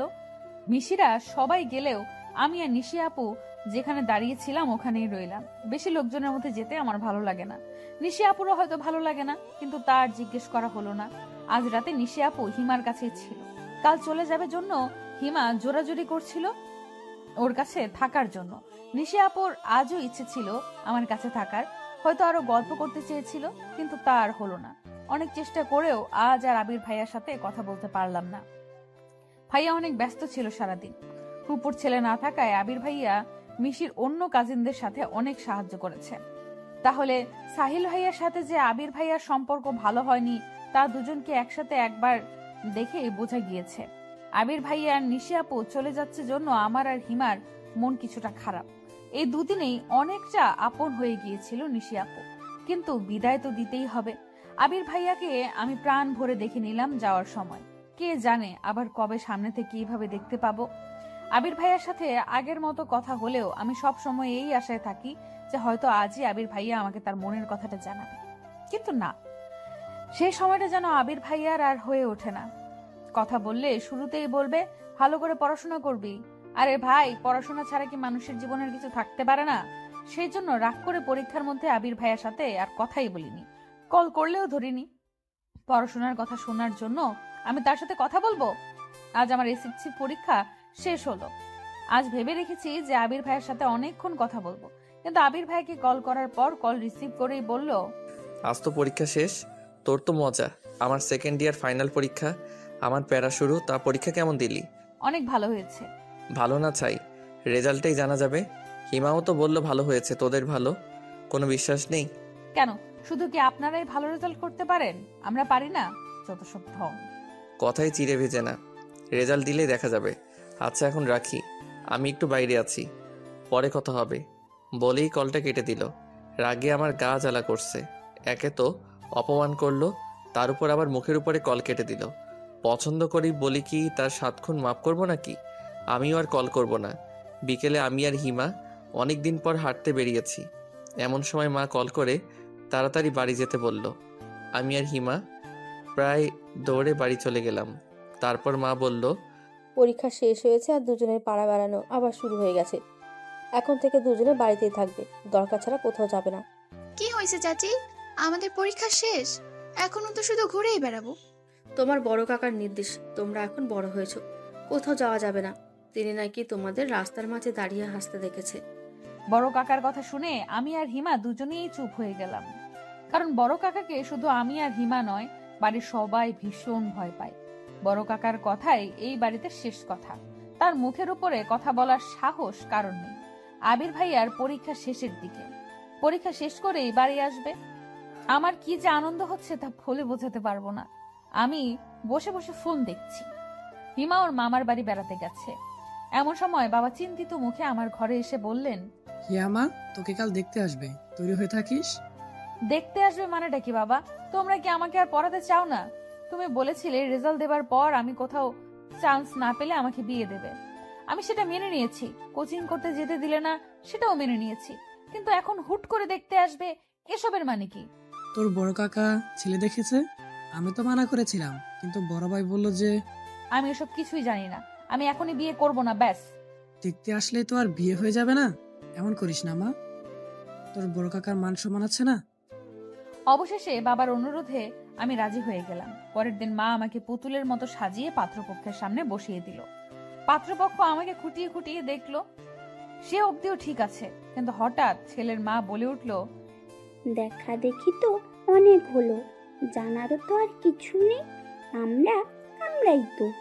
দেখি মা, তোমার বাম হাতটা দাও তো। শেষের কথাগুলো আমাকে উদ্দেশ্য করে বলল। আমি ওনার কথার কোনো মানে না বুঝতে পেরে সবার সামনে বাধ্য মেয়ের মতো হাতটা বাড়িয়ে দিতেই ছেলেটা আমার হাতের মধ্যে আংটি পরিয়ে দিল। আমার আঙুলে আংটি পড়তেই আমি রাগী চোখে বাবার দিকে তাকালাম। বাবা চোখ নামিয়ে নিল। আমি ওখান থেকে চলে আসার জন্য পা বাড়িয়েছি। তখন বড় বাবা বলে উঠলেন, হিয়া ওখানে বসো। আমি ওনাদের সামনে সোফার উপর বসে পড়লাম। আমার মাথাটা যেন ঝিমঝিম করছে, পুরো পৃথিবীটা মনে হচ্ছে ঘুরছে। নিজের অনিচ্ছা সত্ত্বেও আমি ওখানে বসে রইলাম। ওনারা চলে যেতেই আমি রাগে চেঁচিয়ে উঠলাম, বাবা তুমি এখনো চুপ করে আছো? কি বলেছিলে তুমি? আর এখন কি হলো? আমি আংটিটা হাত থেকে খুলতে যাচ্ছিলাম, মা আমাকে বাধা দিয়ে বলল, এসব কি ধরনের ছেলে মানুষই? এই আংটি হাত থেকে একদম খুলবি না। এত ভালো ছেলে সারা গ্রাম খুঁজেও একটাও পাবি? তোর বাবা যা করেছে তোর ভালোর জন্যই করেছে। মা আমি বিয়ে করতে পারবো না। মা বাবার সামনে থেকে আমাকে নিয়ে এলো। তারপর বলল, পাগল হয়ে গেছিস? তোর বড় কাকা শুনলে কি বলবে? মেয়ে মুখে মুখে তর্ক করছে। আমি এই বিয়ে করতে পারবো না, ব্যাস। কেন? বিয়ে করতে সমস্যা কি? আজ হোক আর কাল হোক, বিয়ে তো করতেই হবে। আর একটা কথাও বলবি না। আমি একজনকে পছন্দ করি। আমি এ ছেলে কেন, অন্য কাউকেই বিয়ে করতে পারবো না তাকে ছাড়া। আমার কথাটা শেষ হতে না হতেই বাবা আমার রুমে এসে আমাকে একটা থাপ্পড় দিলেন। আমি কল্পনাও করতে পারিনি যে বাবা আমার গায়ে হাত তুলতে পারে। আমি হা করে বাবার মুখের দিকে তাকিয়ে আছি। চোখের পানিগুলো কোনো বাধা মানছে না। বাবা রেগে গিয়ে মাকে উদ্দেশ্য করে বলল, তোমার মেয়েকে বোঝাও একটু, ওনারা আংটি পরিয়ে দিয়েছে, এখন এইসব বলে লাভ নেই। আমি ওনাদের কথা দিয়েছি, 2 দিন পর বিয়ে। ছেলে 1 সপ্তাহ ছুটি নিয়ে এসেছে, এখন কোনো অনুষ্ঠান হবে না, শুধু রেজিস্ট্রি করে রাখা হবে। ওরা আজকেই করতে চেয়েছিল, কিন্তু আমি 2 দিনের সময় নিয়েছি। আমার একমাত্র মেয়ের বিয়ে একটু অ্যারেঞ্জ ম্যারেজ না করলে হয়? বাবার মুখে কথাগুলো শুনে আমি থপ করে বিছানার উপর বসে পড়লাম। কোনো কিছু বলার শক্তিটুকু হারিয়ে ফেলেছি। বাবা এভাবে আমার বিয়ে ঠিক করে ফেলবে আমি কল্পনাও করতে পারিনি। বেশি বাড়াবাড়ি করলে কালকে আমি বিয়ের ব্যবস্থা করছি। কথাগুলো বলেই বাবা আমার রুম থেকে বের হয়ে গেলেন। মা আমাকে বুঝিয়ে সুঝিয়ে চলে গেল। আমি পাথরের মতো অনড় হয়ে ওখানেই বসে রইলাম। রাতে খাওয়া দাওয়া না করেই শুয়ে রইলাম। মা কয়েকবার খাওয়ার জন্য ডাকলেও বাবা একটা কথাও বললেন না। নিজে খেয়ে দিয়ে চুপচাপ শুয়ে পড়লো। বাবা তো কখনো এমন করে না আমার সাথে, তাহলে আজ কেন এমন করছে? হিমাও নেই যে ওর সাথে একটু গল্প করব। আমার বিয়ে ঠিক হয়েছে শুনে কালকেই চলে আসবে বলল। আমি আংটিটা খুলে টেবিলের উপর রেখে আবির ভাইকে কল করে সবটা বলতেই আবির ভাইয়া বলল, ছোট কাকা এমনটা করতে পারে না, এভাবে তোর বিয়ে দিতে পারে না। আমার পরশু সেন্ট্রাল ভাইবা আছে, ওটা শেষ হলেই আমি বাড়ি চলে আসছি, তুই চিন্তা করিস না, সব ঠিক হয়ে যাবে। কিছুই ঠিক হবে না। পরশু এসে আমার বিয়ে দেখতে চান? আবির ভাইয়া, আজ একটা কথা সত্যি করে বলুন তো, আপনি কি সত্যি চান যে আমার বিয়ে হয়ে যাক অন্য কারোর সাথে? এসব তুই কি বলছিস হিয়া? আর আমার চাওয়া না চাওয়ার কি কোনো মূল্য আছে তোর কাছে? তুই তো বলছিস এখন বিয়ে করবি না। কেন বলছি সেটা মনে হয় জানেন না। কেন? এখনো চুপ করে থাকবেন? আমি সব জানি ভাইয়া। আপনি যদি এখনো চুপ করে থাকেন তাহলে আমি সত্যি বিয়ে করে নেব। একবার শুধু বলুন। হ্যাঁ হিয়া, আমি মানছি আমি তোকে ভালোবাসি, কিন্তু আবির ভাইয়ের মুখে এই কথাটা শোনার জন্য আমি কতদিন ধরে অপেক্ষা করছিলাম। আজ তার অবসান ঘটল। তবে এমন একটা পরিস্থিতিতে এমন কথা শুনতে হবে তা ভাবতে পারিনি। আমি এবার আনন্দে কান্না করে দিলাম। তারপর বললাম, আমি আপনাকে ভালোবাসি ভাইয়া, আর আপনিও আমাকে ভালোবাসেন। পৃথিবীর আর কোনো শক্তি নেই যে আমাকে অন্য কারোর সাথে বিয়ে দিতে পারে। আমি আপনাকে ছাড়া অন্য কাউকে বিয়ে করব না। আপনি তো আমাকে গ্রহণ করবেন আপনার জীবনে। হিয়া, এখন এসব বলার সময় নয়। আগে কাকাকে বোঝাতে হবে, বিয়েটা যে করে হোক আটকাতে হবে। কাকা এইভাবে তোর বিয়ে দিতে পারে না। সেটা নিয়ে আপনাকে ভাবতে হবে না, আপনি নিশ্চিন্তে থাকুন। আমি কিছুতেই এই বিয়ে করব না। হিয়া, তুই আমার সাথে মজা করছিস না তো? দেখ, মজা করা আমার একদম পছন্দ নয়। তুই যদি মজা করে থাকিস আমার থেকে সত্যিটা জানার জন্য, তাহলে কিন্তু ভালো হবে না। আপনার মনে হচ্ছে এমন একটা ব্যাপার নিয়ে আমি মজা করছি? আপনি হিমা বা চাচিকে জিজ্ঞেস করে দেখুন। আচ্ছা, আমি শুনছি। যদি এটা মজা হয় তাহলে তো বুঝতেই পারছিস। আচ্ছা, আমি আমার মনের কথাগুলো কাউকে জানাতে পারিনি এখনো। এমনকি হিমাকেও জানাতে ভয় লাগছে। ও যদি সবাইকে বলে দেয়। কিন্তু বিয়েটা তো আমি এখনো ভাঙতে পারিনি। বাবা বলেছে যে ছেলে নাকি বিয়ে পিছিয়ে দিয়েছে। ওদেরও বাজার সদাই করতে হবে। আর এবারের ছুটি তো কেটেই গেল। আবার ছুটি নিয়ে এসে একেবারে বিয়ের অনুষ্ঠান করে নিয়ে যাবে। কথাটা শুনে আমি যেন স্বস্তির নিঃশ্বাস ফেললাম। আবির ভাইয়া চলে আসলে কোনো একটা ব্যবস্থা নিশ্চয়ই করবে। আবির ভাইয়াও বাবার সাথে কথা বলেছে। বাবা কারো কথাই শুনছে না। সে আমাকে বিয়ে দিয়েই ছাড়বে।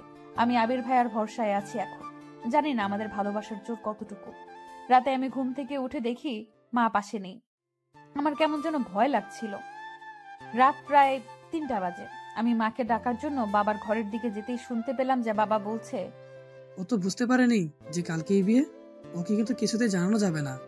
তাহলে কি করবে না করবে কে জানে। ওকে যে কোনো বিশ্বাস নেই এখন আমার। এখনো রাজি হয়নি বিয়েতে, তাই না? না, রাজি হতে হবে না। ভেবো না তুমি। এই বয়সে এমন পাগলামি একটু একটু করেই থাকে। তুমি শুধু ওকে একটু চোখে চোখে রেখো। ছেলেটা অনেক ভালো।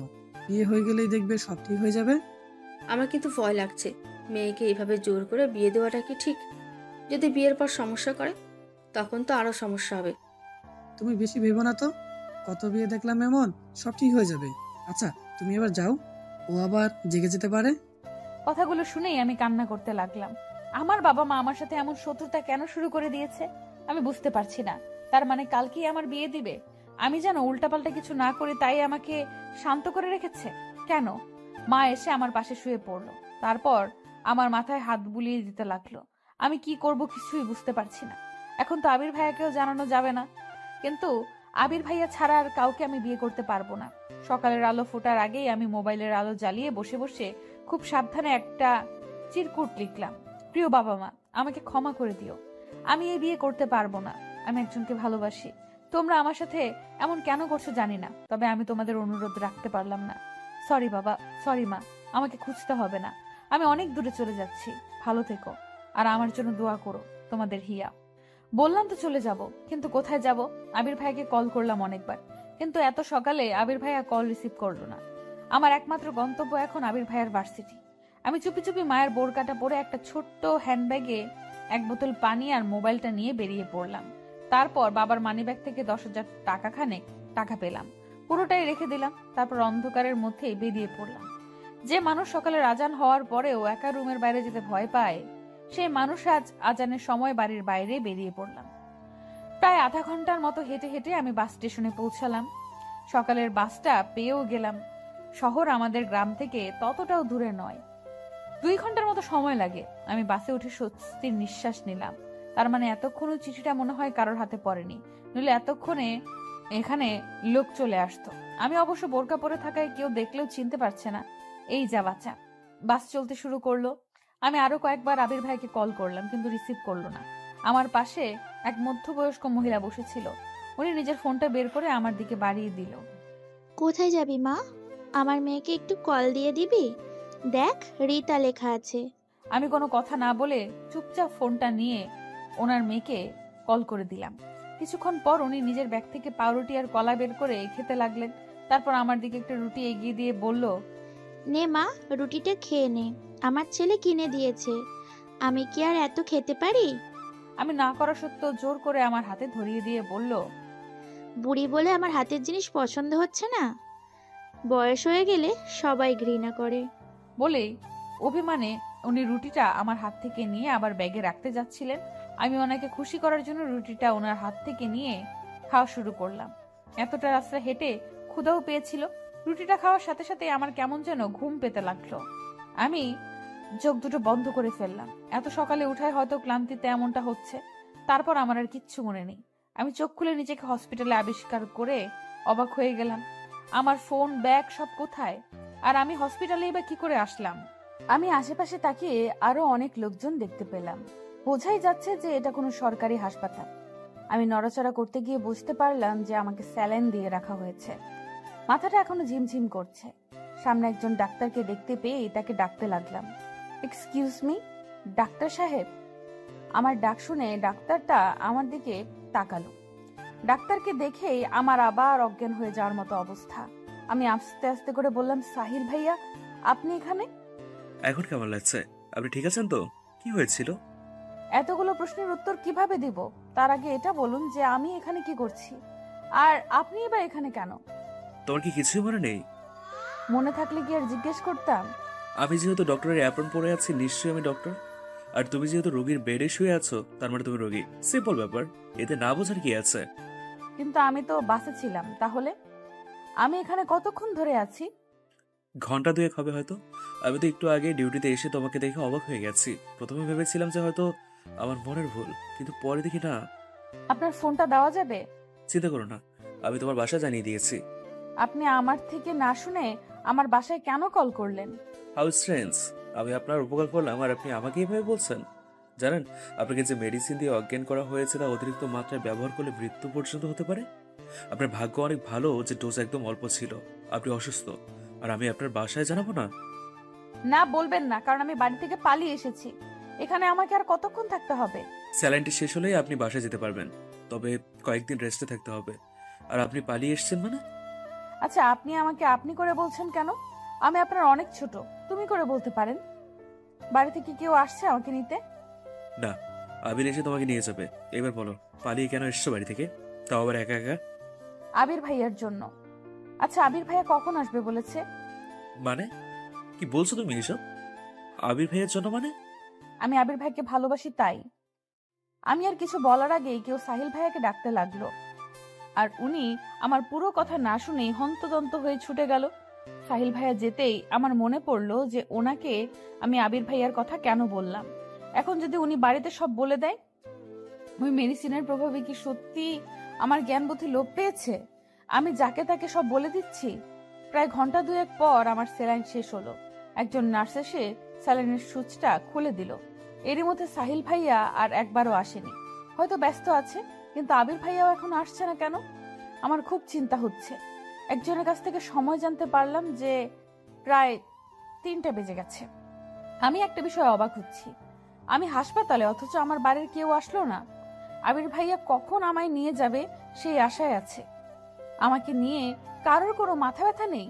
পরক্ষণেই মনে হলো যে আজ আমার বিয়ে হওয়ার কথা ছিল, আর সেখান থেকে আমি পালিয়ে এসেছি। বাড়ির লোক তো আমার উপরে ভীষণ রেগে আছে, তাই বলে একবার দেখতেও আসবে না। শরীরটা বড্ড ক্লান্ত, সকাল থেকে না খাওয়া। সাহিল ভাইয়া এক নার্সকে দিয়ে কিছু ফলমূল আর পানীয় কিনে পাঠিয়েছে, কিন্তু আমার কিচ্ছু খেতে মন চাইছে না। তারপরেও একা একা নিজেকে এতিমের মতো লাগছে। সবার পাশেই কেউ না কেউ আছে, অথচ আমার পাশে কেউ নেই। অনেকেই এসে জিজ্ঞেস করছে যে কি হয়েছিল। শেষে বিরক্ত হয়ে চোখ বন্ধ করে ঘুমের ভান ধরে পড়ে রইলাম। আর কারোর কোনো প্রশ্নের উত্তর দিতে মন চাইছে না। কতক্ষণ এভাবে শুয়েছিলাম মনে নেই। হঠাৎ মাথায় কারোর হাতের ছোঁয়া পেতেই চোখ দুটো আপনা আপনি খুলে গেল। আমি চোখ খুলে আবির ভাইকে দেখে লাফ দিয়ে বেড থেকে উঠে বসলাম। তারপর চোখে মুখে খুশির আভা ফুটিয়ে তুলে বললাম, আপনি এসেছেন? এত দেরি কেন করলেন? আমি কখন থেকে একা একা আপনার জন্য ওয়েট করছি। জানেন, বাড়ি থেকে কেউ আমাকে দেখতে আসেনি। কথাটা বলেই আমি কান্না করে দিলাম।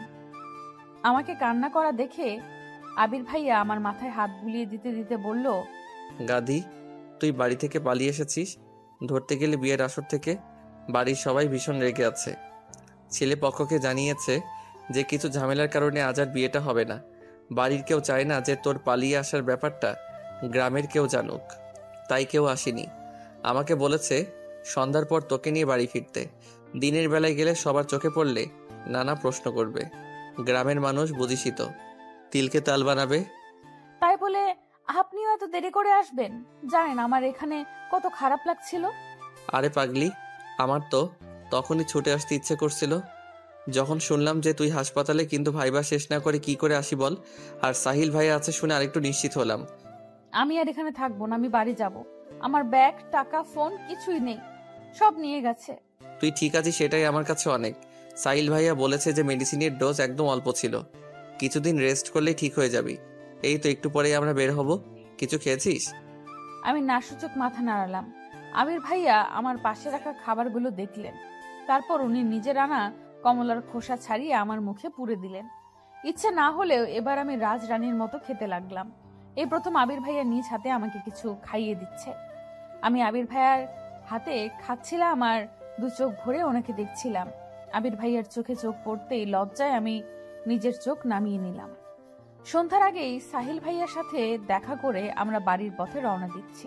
তখন সাহিল ভাইয়া আবির ভাইকে লক্ষ্য করে বলল, যে মেয়েটা তোমার কাছে আসার জন্য এত বড় রিস্ক নিল, তাকে কখনো কষ্ট দিও না আবির। এমন ভালোবাসা কোথাও পাবে বলে আমার মনে হয় না। সাহিল ভাইয়ার মুখে এমন কথা শুনে আবির ভাইয়া কিছুটা বিস্ময় নিয়ে আর রাগ নিয়ে আমার দিকে তাকালো। আমি বুঝতে পেরে মাথা নিচু করে নিলাম।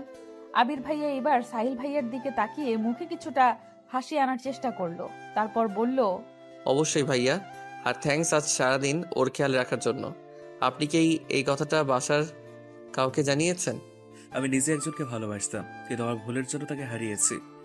ভালোবাসা হারানোর কষ্টটা আমি বুঝি। চিন্তা করো না, আমি কখনো তোমাদের বিপদের কারণ হব না। আর কোনো হেল্প লাগলে আমি আছি। হিয়া, তোমার বাসার সবাই মনে করেছে যে তুমি আমার কাছে চলে এসেছিলে, কিন্তু আমি তোমাকে পাত্তা দিইনি। তাদের ফোন করে সবটা জানিয়ে দেওয়ার জন্য আমাকে থ্যাঙ্কস জানিয়েছে, আর তোমার হয়ে ক্ষমাও চেয়েছে। আবিরের জন্য এসে জানলে এতক্ষণে হয়তো। শেষের কথাগুলো সাহিল ভাইয়া আমাকে উদ্দেশ্য করে বলল। তার মানে আমার বাবা মা ভেবেছে যে আমি সাহিল ভাইয়াকে ভালোবাসি।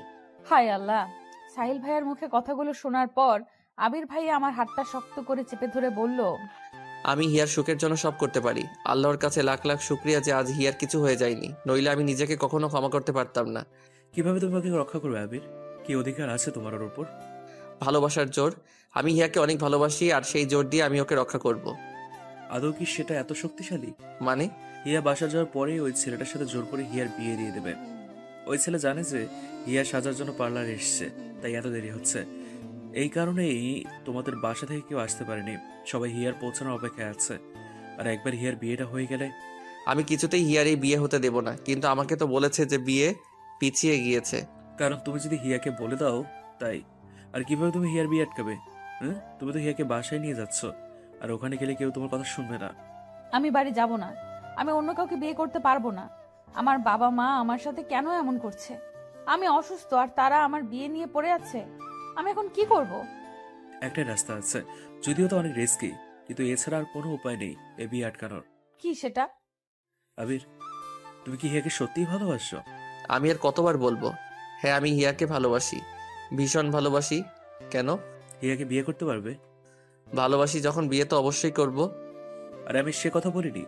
তুমি কি এখন হিয়াকে বিয়ে করতে পারবে? আমি হিয়াকে এভাবে পেতে চাই না। আমার পরিবারের সবাইকে কষ্ট দিয়ে আমরা কি সুখী হতে পারবো? সবার সম্মতিতে আমি হিয়াকে নিজের করে পেতে চাই। আর এখন আমার নিজেরই কোনো ঠিক ঠিকানা নেই, হিয়াকে ভালো রাখবো কি করে? কিন্তু তোমার পরিবার যদি সেটা না চায়, তারা যদি তোমাদের বিয়েতে রাজি না হয়, অথবা তুমি প্রতিষ্ঠিত হওয়ার আগেই যদি হিয়া অন্য কারো হয়ে যায়, তখনও কি তুমি তোমার পরিবারের সম্মতির আশাতে থাকবে, নাকি দাঁড়িয়ে থেকে হিয়াকে অন্যের হাতে তুলে দেবে? কোনটা? আপনি নেগেটিভ কেন ভাবছেন? পজিটিভ ভাবুন। আমি আর হিয়া যদি দুজন দুজনকে পছন্দ করি, তাহলে তারা মেনে কেন নিবে না? আমরা তো বিয়ে করতে চাইছি, কোনো পাপ কাজ তো নয়। আর আমাদের চাওয়ার মধ্যে কোনো কলুষতা বা অপবিত্রতা নেই, তাহলে কেন তারা আমাদের ভালো চাইবে না? আমার বিশ্বাস আছে যে আমার পরিবার অবশ্যই আমার আর হিয়ার ভালোবাসাটা মেনে নেবে। আর যদি না নেয়? দেখুন, আমি হাসপাতালের মধ্যে আছি বলে কিছু বলছি না, আমাকে রাগাবেন না। আপনি বারবার একই ভুল কেন আওড়াচ্ছেন? কারণ তোমার মতো ভুল বিশ্বাস আমারও ছিল আবির।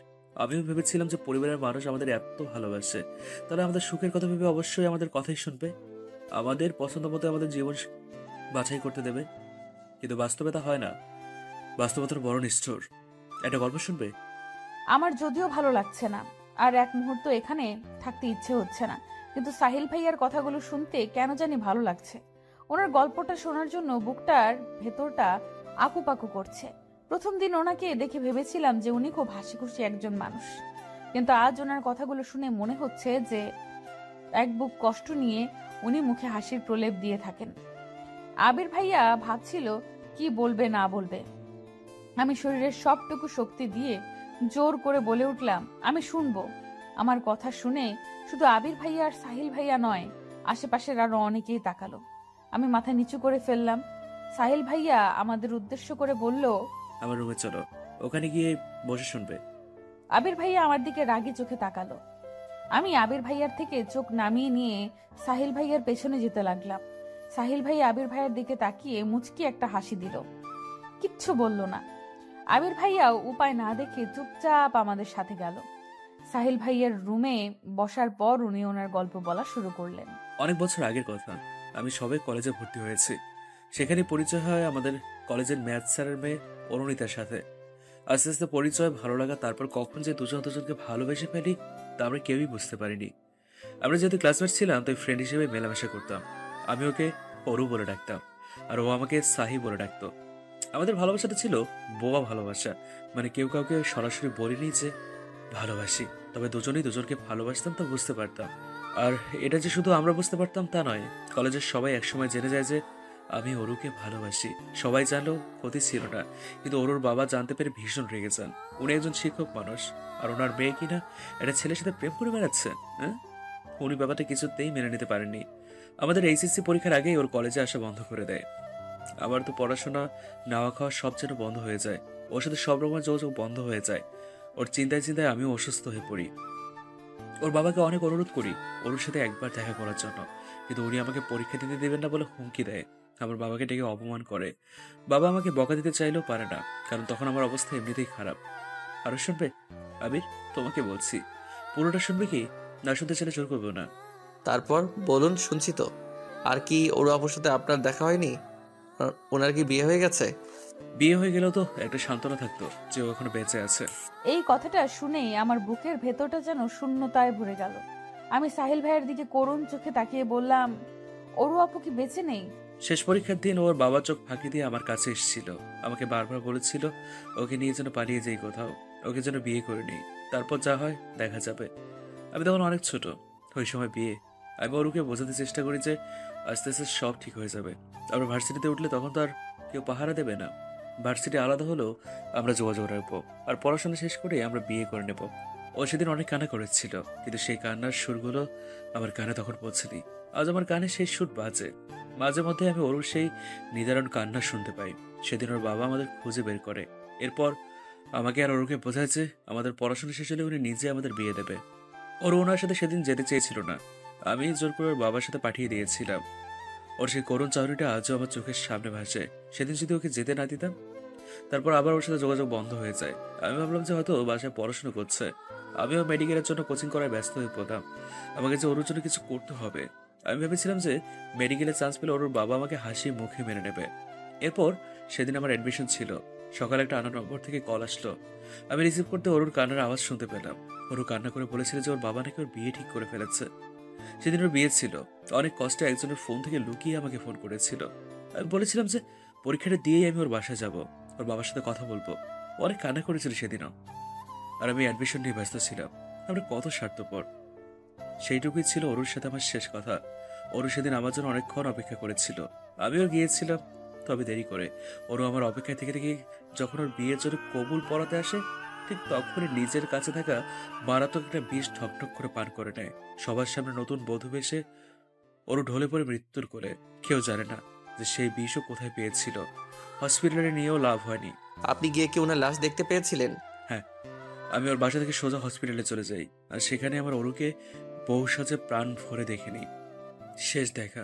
আচ্ছা আবির, আর যদি হিয়ার কিছু হয়ে যেত, তুমি নিজে ক্ষমা করতে পারতে? এবার বলো। আমি হিয়াকে বিয়ে করতে চাই, আপনি সাহায্য করবেন? অবশ্যই, চলো আমার সাথে। আমাদের সাথে তো কোনো কাগজপত্র নেই, তাহলে? ওসব কিছুই লাগবে না, তুমি চলো আমার সাথে। তারপর উনি আমাদের ওই হসপিটালের মসজিদের সামনে দাঁড় করিয়ে ভেতরে চলে গেলেন। আমি আর আবির ভাইয়া চুপচাপ ওনার অপেক্ষা করতে লাগলাম। কয়েক মিনিট পর সাহিল ভাইয়া বাইরে এসে বললেন যে ব্যবস্থা হয়ে গেছে। তারপর আমাদের মসজিদের বারান্দার মতো একটা জায়গায় নিয়ে বসালেন। তারপর ইমাদ সাহেব আবির ভাইয়া আর আমাকে উদ্দেশ্য করে বললেন, তোমরা কি সত্যি এভাবে বিয়ে করতে চাও? কোনো কাগজপত্র নেই, শুধু ইসলামের শরীয়ত মোতাবেক কবুল পড়াতে পারবো আমি। কাগজপত্র তোমরা যে কোনো সময় নিতে পারবে। বলো রাজি? ওরা কি বলবে? আমি এখন ওদের গার্জিয়ান, আপনি বিয়ে পড়ান। আবির ভাইয়া কিছু বলতে গিয়েও বললেন না। আমিও আর কিছু বললাম না। ইমাম সাহেব আমাদের দুজনের নাম ধাম সব জিজ্ঞেস করে নিল। ইমাম সাহেব প্রথমে আমাকে, তারপর আবির ভাইয়াকে কবুল পড়ালেন। আমার ভাবতে অবাক লাগছে যে আবির ভাইয়ের সাথে আমার বিয়ে হয়ে গেছে। মনে হচ্ছে যেন সব স্বপ্ন। সাহিল ভাইয়ার মুখে অফুরন্ত হাসির রেখা ফুটে উঠল। আমি আর আবির ভাইয়া সাহিল ভাইয়াকে বিদায় জানিয়ে বাড়ির উদ্দেশ্যে রওনা হলাম। সন্ধ্যা হয়ে গেছে, রাস্তাঘাট অন্ধকার হতে শুরু করেছে, সাথে আমাদের আশাগুলো। জানি না বাড়িতে আমাদের জন্য নতুন কোনো ঝড় তুফান অপেক্ষা করছে কিনা। আমি আর আবির ভাইয়া বাসে উঠলাম। বাসে উঠেই আবির ভাইয়া বাড়িতে কল করে জানিয়ে দিল যে আমরা রওনা দিয়েছি। হালকা শীত পড়তে শুরু করেছে, আর এমনিতেও আমার শরীরটা অনেক খারাপ। বাসে উঠেই আমি সিটের সাথে হেলান দিয়ে বসলাম। আবির ভাইয়া আমার মাথাটা নিচের কাঁধের উপর নিয়ে বলল, বেশি খারাপ লাগলে চোখ বন্ধ করে রাখো, ভালো লাগবে। আমি চোখ দুটো বন্ধ করার সাথে সাথে ঘুম ঘুম পেতে লাগলো। কতক্ষণ কেটে গেছে জানি না। চোখ খুলে দেখি আবির ভাইয়া আমাকে জাগানোর জন্য ডাকছেন। আমি সিট থেকে উঠে ভাইয়ার সাথে বাস থেকে নেমে পড়লাম। তারপর ভাইয়া একটা রিক্সা ডাকলো। অনেকটা রাত হয়ে গেছে, রিক্সাও তেমন নেই। আমি আর আবির ভাইয়া রিক্সায় উঠে বাড়ির উদ্দেশ্যে রওনা দিলাম। ভয়ে আমার আত্মা শুকিয়ে যাচ্ছে। সকালে কাউকে না জানিয়ে চলে গিয়েছিলাম, এখন না জানি সবাই কি বলবে। সবাই নাকি আমার উপরে ভীষণ রেগে আছে। আমি ভয়ে ভয়ে আবির ভাইকে বললাম, সবাই তো এমনিতেই আমার উপরে রেগে আছে, যদি শুনে যে আমরা বিয়ে করে নিয়েছি তাহলে তো আরো রাগারাগি করবে, আপনাকে অনেক বকাবকি করবে। আরে পাগল, আমরা কি গিয়েই বলবো নাকি যে আমরা বিয়ে করে নিয়েছি? পরিস্থিতি বুঝে কথা বলতে হবে, আমাদের বিয়ের কথা ভুলেও মুখে আনবি না। আগে দেখ কি হয়, তারপরে।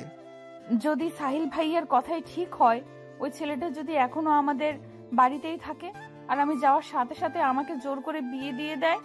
তুই এখন অনেক অসুস্থ, আর আমার মনে হয় না যে এই অবস্থায় বাড়ির সবাই তোর বিয়ে নিয়ে কথা বলবে। যদি বলে? তুইও এই সাহিল ভাইয়ার মতো নেগেটিভ ভাবতে শুরু করেছিস। চুপচাপ চল, বেশি কথা বলতে হবে না, সে যা হয় দেখা যাবে। রিক্সা থেকে নামতেই দেখতে পেলাম যে হিমা আর আমার মা গেটের সামনে দাঁড়িয়ে আছে। আমাকে দেখেই হিমা দৌড়ে আসলো। তারপর কান্না করতে করতে বলল, তুই কাউকে কিছু না বলে কোথায় গিয়েছিলি?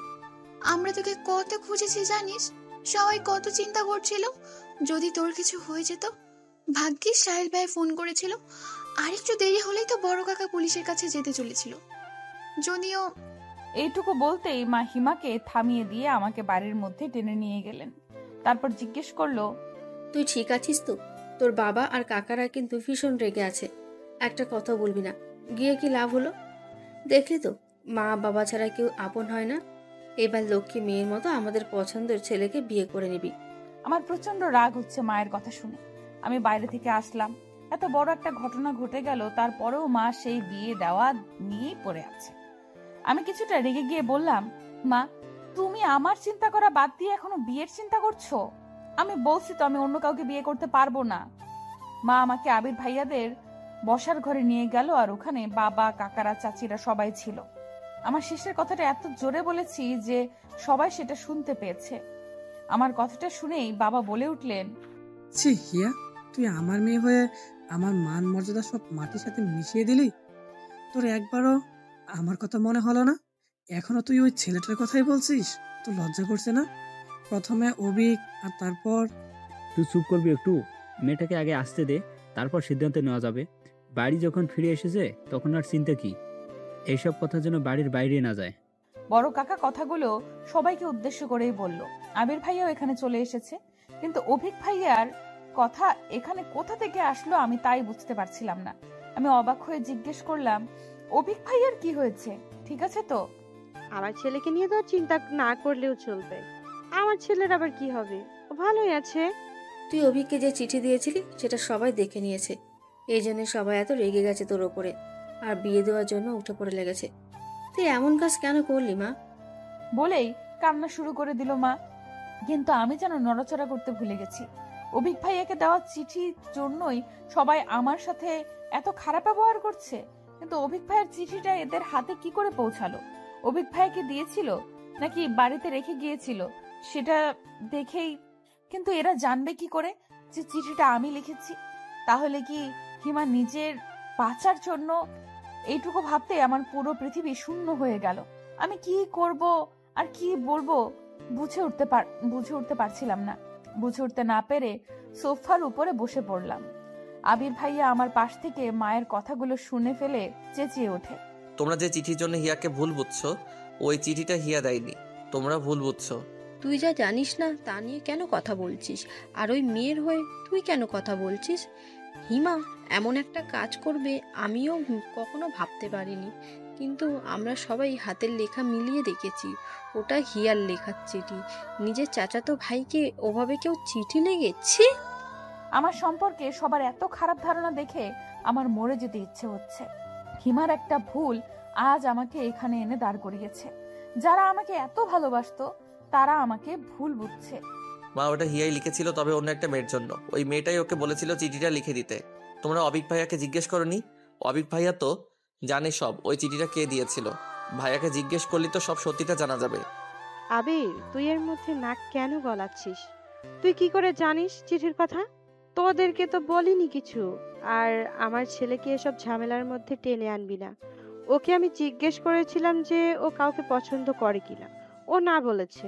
কিন্তু চাচি, অবিক ভাইয়াকে জিজ্ঞেস করা দরকার। সত্যিটা না জেনে আপনারা হিয়াকে কিভাবে দোষারোপ করতে পারেন? আমি আর এইসব নিয়ে কোনো কথা শুনতে চাই না। আর আবির, বড়দের সাথে সম্মান দিয়ে কথা বলতে শিখো। বেয়াদবি কোথা থেকে শিখছো? সবাই যে যা রুমে চলে যাও, কাল সকালে হিয়ার বিয়ে। এই নিয়ে আমি আর কোনো কথা শুনতে চাই না। এই মেয়েকে যত ঘরে রাখা যাবে তত খারাপ। আরও ছেলে মেয়ে আছে, তাদেরকে তো বিয়ে দিতে হবে। যার এই বিয়ে পছন্দ হবে না সে কালকের জন্য বাড়ি থেকে চলে যেতে পারো। শেষের কথাগুলো কাকা আবির ভাইকে উদ্দেশ্য করে বলল। আমি বারবার হিমার দিকে তাকাচ্ছি। ভয়ে হিমার মুখ হলুদ হয়ে গেছে। ও ভয়ে আছে যে সবাই যখন জানতে পারবে যে চিঠিটা ওই দিয়েছিল তখন কি হবে। আমার সাথে সাথে ওর জীবনটাও শেষ হয়ে যাবে। বড় কাকার কথাগুলো শুনে সবাই রুম থেকে বের হয়ে যাচ্ছিল।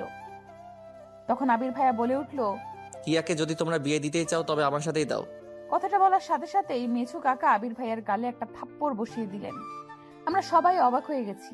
চাচিও এগিয়ে গিয়ে বললেন, কেন এই মেয়েকে তুই কেন বিয়ে করবি? দেশে কি মেয়ের অভাব পড়েছে? আমার ছেলের জন্য এইরকম একটা মেয়েকে বেছে নেব? সবার কথাগুলো আমার অন্তরে ঝাঁঝরা করে ফেলছিল। কষ্টে আমার বুক ফেটে যাচ্ছিল। আমার মা আমার পাশে দাঁড়িয়ে কান্না করছে, বাবা মাথা নিচু করে দাঁড়িয়ে আছে। আমার জন্য আমার বাবা মায়ের কষ্টটা আমি কিছুতেই সহ্য করতে পারছি না। ভালোবাসা পাওয়া কি এতটাই কষ্টের? আমার নিজের ব্যবহারে নিজেরই ঘৃণা হচ্ছে। আমি সকালে ওইভাবে না গেলে হয়তো সবাই আমাকে আর আমার মা বাবাকে এত অপমান করতো না। এরা নিজের মানুষ হয়েই এমন ব্যবহার কি করে করতে পারছে? মা আমাকে টেনে বের হয়ে আসলেন, বাবাও মাথা নিচু করে চলে আসলেন। বড় চাচা আবির ভাইকে বলতে লাগলো, বড় হয়েছে ঠিকই, কিন্তু কোথায় কি বলতে হয় তা শেখুনি। কোন সাহসে তুমি ওকে বিয়ে করতে চাও? ওই মেয়েকে কিছুতেই আমি আমার ছেলের বউ হিসেবে মেনে নিব না। প্রথমে অভিক, তারপর ওই ছেলেটা কি যেন না, সাহিল, ওদেরকে পটাতে পারেনি আর এখন আমার ছেলের পিছে পড়েছে। আমি ওখানে দাঁড়িয়ে পড়েছি আবির ভাইয়ের উত্তর শোনার জন্য। মা আমাকে টানছে চলে যাওয়ার জন্য। বাবা ঘরে চলে গেছে। বড় কাকাও দরজার বাইরে চলে এসেছেন। তখন আবির ভাইয়া বলে উঠল, আমি হিয়াকে বিয়ে করে নিয়েছি।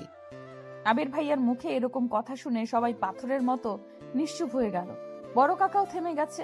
মা আমার হাতটা ছেড়ে দিল। কেউ যেন বুঝতে পারছে না যে আবির ভাইয়া আসলে কি বলছে। আবির ভাইয়ার মা কান্না শুরু করে দিলেন। তারপর বললেন, আবির, তুই কি বললি? আমি হিয়াকে বিয়ে করে নিয়েছি। শুনেছ এবার? হিয়া এখন আমার স্ত্রী। দুনিয়ার আর কারো শক্তি নেই ওকে বিয়ে দেওয়ার। বিবাহিত একটা মেয়েকে আর কি বিয়ে দিবে? আর হিয়া বাড়ি থেকে আমার কাছে গিয়েছিল, সাইলের কাছে নয়। হিয়া শুধু আমাকেই ভালোবাসে, অবিক ভাইয়াকে নয়। পুরো বাড়ি জুড়ে যেন মুহূর্তেই নীরবতা ছেয়ে গেল। বড় কাকা হিমাকে দিয়ে বাবাকে ডেকে পাঠালেন। সবাই আবার ওখানে বসলো। বড় কাকা আমাকে বললেন, আবির যা বলছে তা কি সত্যি? আমি একবার আবির ভাইয়ার দিকে আর একবার সবার দিকে তাকালাম। তারপর আস্তে আস্তে বললাম, হ্যাঁ, আবির ভাই ঠিকই বলেছে। বাবা এইবার আমাকে মারার জন্য উদ্যত হলে আবির ভাইয়া বাবাকে থামিয়ে দিয়ে বলল, কাকা, আপনি ওর গায়ে হাত তুলবেন না, ও এখন আমার স্ত্রী। আবির ভাইয়ের সাহস দেখে শুধু আমি না, রুমের বাকি সবাই অবাক হয়ে গেল। বাবা রেগে ফেটে পড়ছেন। তারপর বললেন, বেশ, রাখ তোর বউ তোর কাছে। আজ থেকে আমি ধরে নিলাম যে আমার মেয়ে মরে গেছে। তুই আর কখনো আমার চোখের সামনে আসবি না। আমার কোনো মেয়ে নেই, আমার একটা ছেলে আছে শুধু। বলেই রাগে ফুঁসতে ফুঁসতে বাবা মায়ের হাত ধরে টানতে টানতে নিয়ে গেল ওখান থেকে। বাকি সবাই আমাকে আর আবির ভাইয়াকে দেখছে। আবির ভাইয়ার মা মনে হচ্ছে আমাকে এক্ষুনি চিবিয়ে খাবে। চাচির এমন রূপ আমি জীবনেও দেখিনি। কি হবে এখন? আমার নিজের বাবা আমাকে মেনে নিচ্ছে না। আমার কলিজাটা ছিন্ন ভিন্ন হয়ে যাচ্ছে। আবির ভাইয়ার পরিবার কি আমায় মেনে নেবে, নাকি আমার জীবনে আসতে চলেছে একটা কালো অধ্যায় যার কোনো শেষ নেই? আমি এত বড় একটা ভুল কি করে করলাম? পুরো পরিবারটা ভেঙে গুড়িয়ে দিলাম। এখন আমি কি করব? আমার এখন কি করা উচিত? আমাকে আর আবির ভাইয়াকে রেখে এক এক করে সবাই চলে গেল। হিমা ওখানে দাঁড়িয়েছিল ভীত মুখে। চাচি ওকে টেনে নিয়ে গেল আর আমাকে উদ্দেশ্য করে বলল, তুই একদম হিমার কাছে ঘেসবি না। তোকে নিজের মেয়ের মতো ভাবতাম, আর তুই আমার ছেলের জীবনটা নষ্ট করে দিলি। আর শুধু তোর জন্য আমার আবির আমাদের সাথে এমন ব্যবহার করছে। আমি কোনো দিনও তোকে ক্ষমা করব না। কথাগুলো বলেই চাচি ওখান থেকে চলে গেল। আবির ভাইয়া চুপ করে আছে। আমার বুক ফেটে কান্না পাচ্ছে, কিন্তু কেন জানি কান্না করতে পারছি না। একবার আবির ভাইয়ার মুখের দিকে তাকাতেই বুকের ভেতরটায় আরো হাহাকার করে উঠল। আমার জন্য আবির ভাইয়াকেও এত কথা শুনতে হচ্ছে। আমি যেন এসব আর দেখতে পারছি না। খুব ইচ্ছে হচ্ছে এখান থেকে দূরে কোথাও চলে যেতে, যেখানে এই পরিচিত মুখগুলো অচেনা রূপ থাকবে না। সবাই বের হয়ে যেতেই আমি ছুটে আমাদের ঘরের সামনে গিয়ে দরজা ধাক্কাতে লাগলাম আর শুকনো কণ্ঠে মা বাবাকে ডাকতে লাগলাম। আমাকে ওভাবে ছুটতে দেখে আবির ভাইয়াও আমার পিছু আসলো। আমি দরজা ধাক্কাচ্ছিলাম, তখন বাবা মাকে উদ্দেশ্য করে জোরে সরে বলতে লাগলো, ওই মেয়েকে আমার ঘরের সামনে থেকে চলে যেতে বলো। আমার ঘরের দরজা আজ থেকে ওর জন্য চিরদিনের জন্য বন্ধ। যে মেয়ের জন্য এত অপমান হতে হয়, সে মেয়ে আমার লাগবে না। কাল থেকে যেন ও আমার চোখের সামনে না আসে। যেখানে খুশি যাক। আর এখন তো ওর স্বামী আছে, সে এখন কোথায়? নিজের বউয়ের খেয়াল রাখছে না কেন? কথাগুলো শুনেই আবির ভাইয়া রেগে গিয়ে আমাকে টানতে টানতে তার ঘরে নিয়ে গেল। আমি নির্লিপ্ত গলায় বললাম, সবাই আমাকে এত ঘৃণা কেন করছে? আমি মারা গেলেই ভালো হতো, তাই না ভাইয়া? আমি এই কথা বলার সাথে সাথেই আবির ভাইয়া ওনার হাত দিয়ে আমার মুখ চেপে ধরলেন। তারপর একটা ধমক দিয়ে বললেন, আর একবার ওইসব আজে বাজে কথা মুখে আনবি না। তোর কিছু হয়ে গেলে আমি কি করব? আর ভাইয়া কি? হ্যাঁ, এখন থেকে আর কখনো যেন ভাইয়া না শুনি। তোর জন্য আমি নিজের মানুষগুলোর সাথে এভাবে লড়ছি, আর তুই এসব কথা বলছিস। জানি না এদের কবে বোঝাতে পারবো।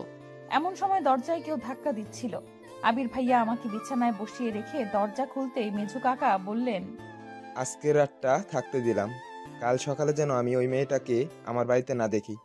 আশা করি আমার কথাটা বুঝতে পেরেছিস। চাচ্ছু, আমি এখানে আমার ছেলের সাথে কথা বলছি। বাবা, ওকে নিয়ে আমি এখন কোথায় যাব? তুমি এভাবে আমাদের বের করে দিলে আমাদের রাস্তায় যাওয়া ছাড়া আর কোনো উপায় থাকবে না। প্লিজ বাবা। আমি তো তোকে কোথাও যেতে বলিনি, কিন্তু ওই মেয়েটার জন্য এই বাড়িতে কোনো জায়গা নেই। ওকে ওর বাড়িতে ফিরিয়ে দিবি। কিভাবে দিবি সেটা নিশ্চয়ই আর বলে দিতে হবে না। বাবা, আমি ওকে বিয়ে করে নিয়েছি, ও এখন থেকে আমার সাথেই থাকবে। তাহলে আমার আর কিছু করার নেই। তোর মতো অবাধ্য ছেলের আমার দরকার নেই। আর একটা কথা শুনে রাখ, এখন থেকে আমি আর তোর পড়াশোনার খরচ দিতে পারবো না।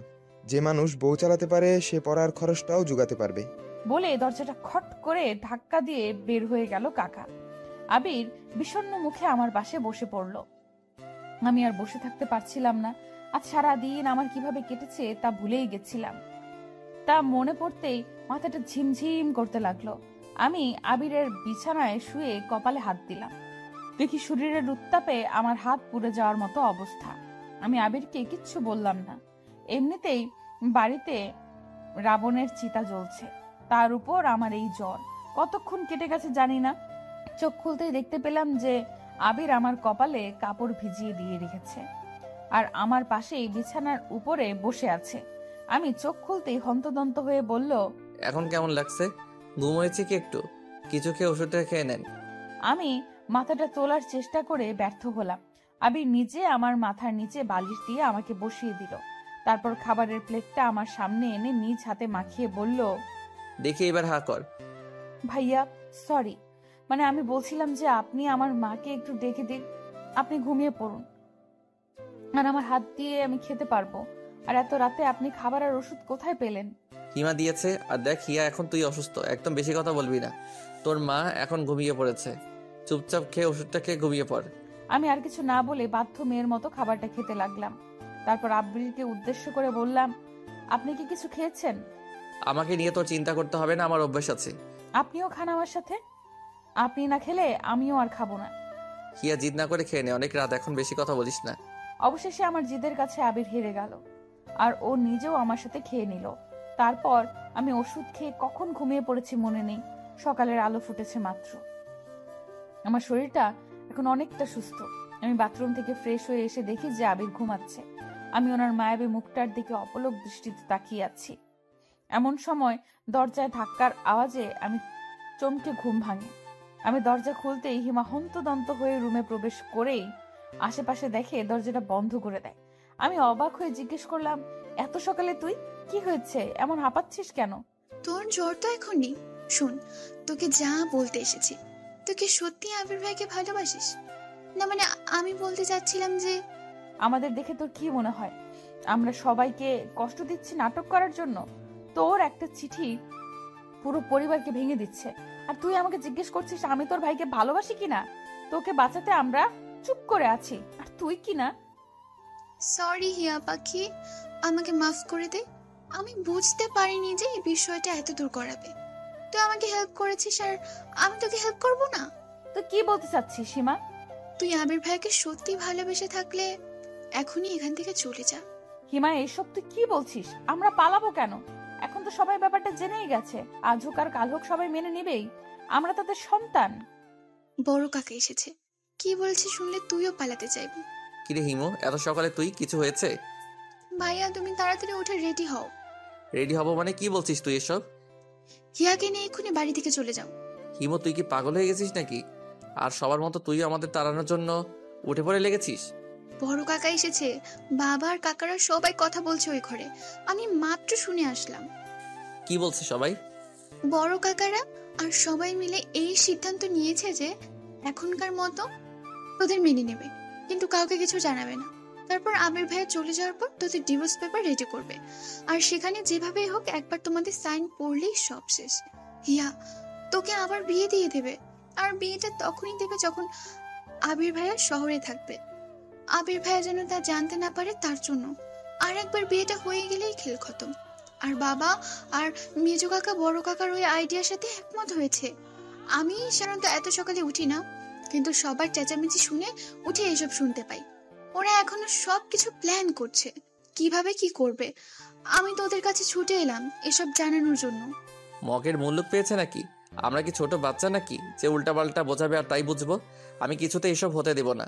আর আমাদের ডিভোর্স পেপার কি করে পাবে আমাদের তো? তুই ভাইয়া আসলেও কি তোমরা বিয়ে করেছো নাকি সব? চুপ করবি? এত বেশি কথা কেন বলিস? বিয়ে না করলে এত বড় মিথ্যে কথা বলার সাহস আছে আমাদের? আমরা বিয়ে করেছি। তবে কি?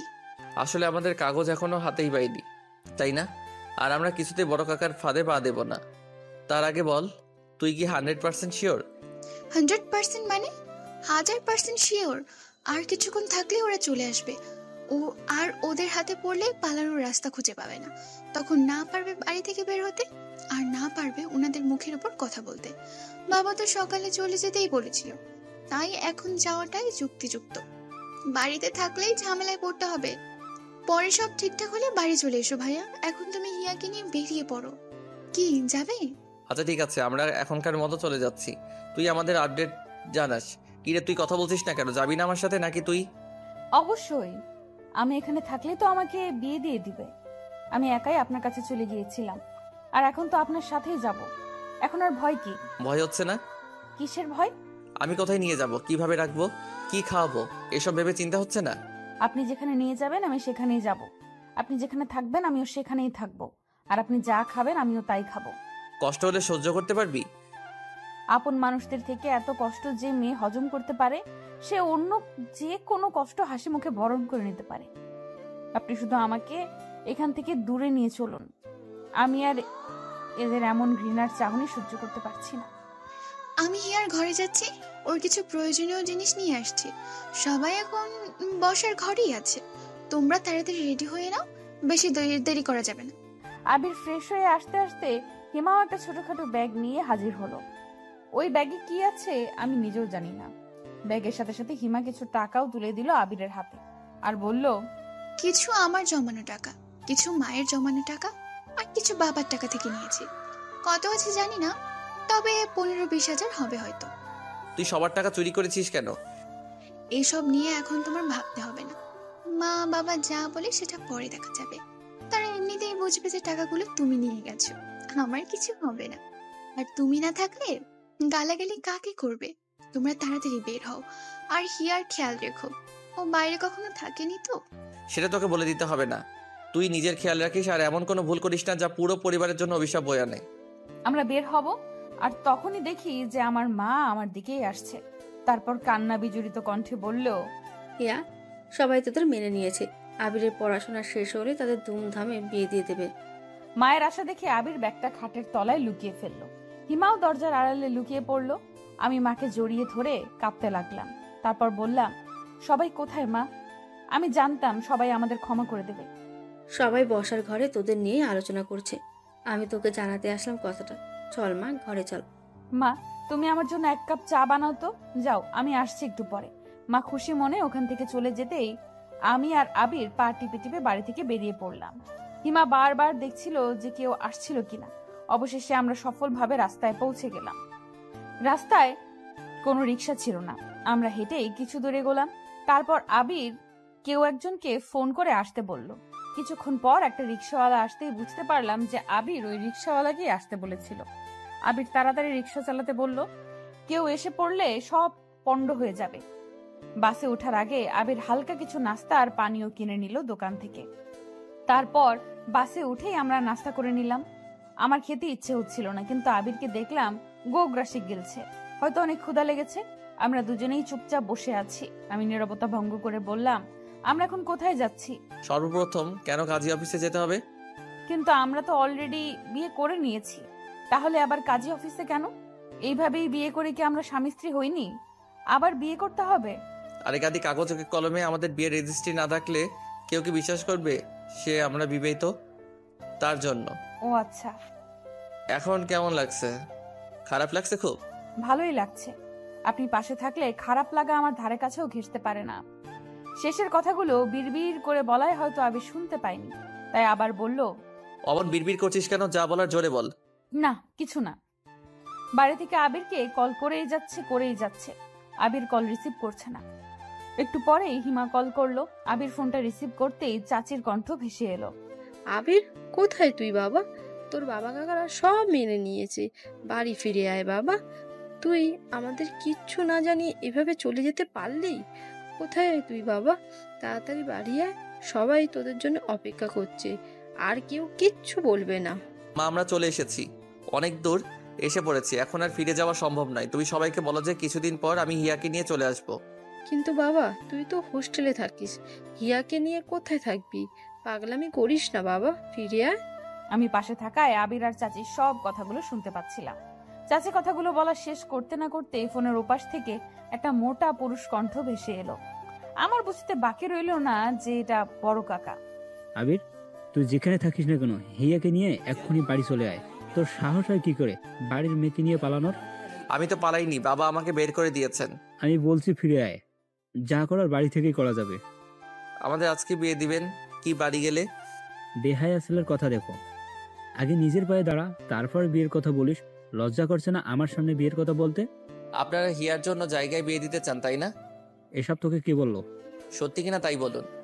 তার মানে তুই সবটা জেনেই পালিয়েছিস? হ্যাঁ, আমি সব শুনে ফেলেছি।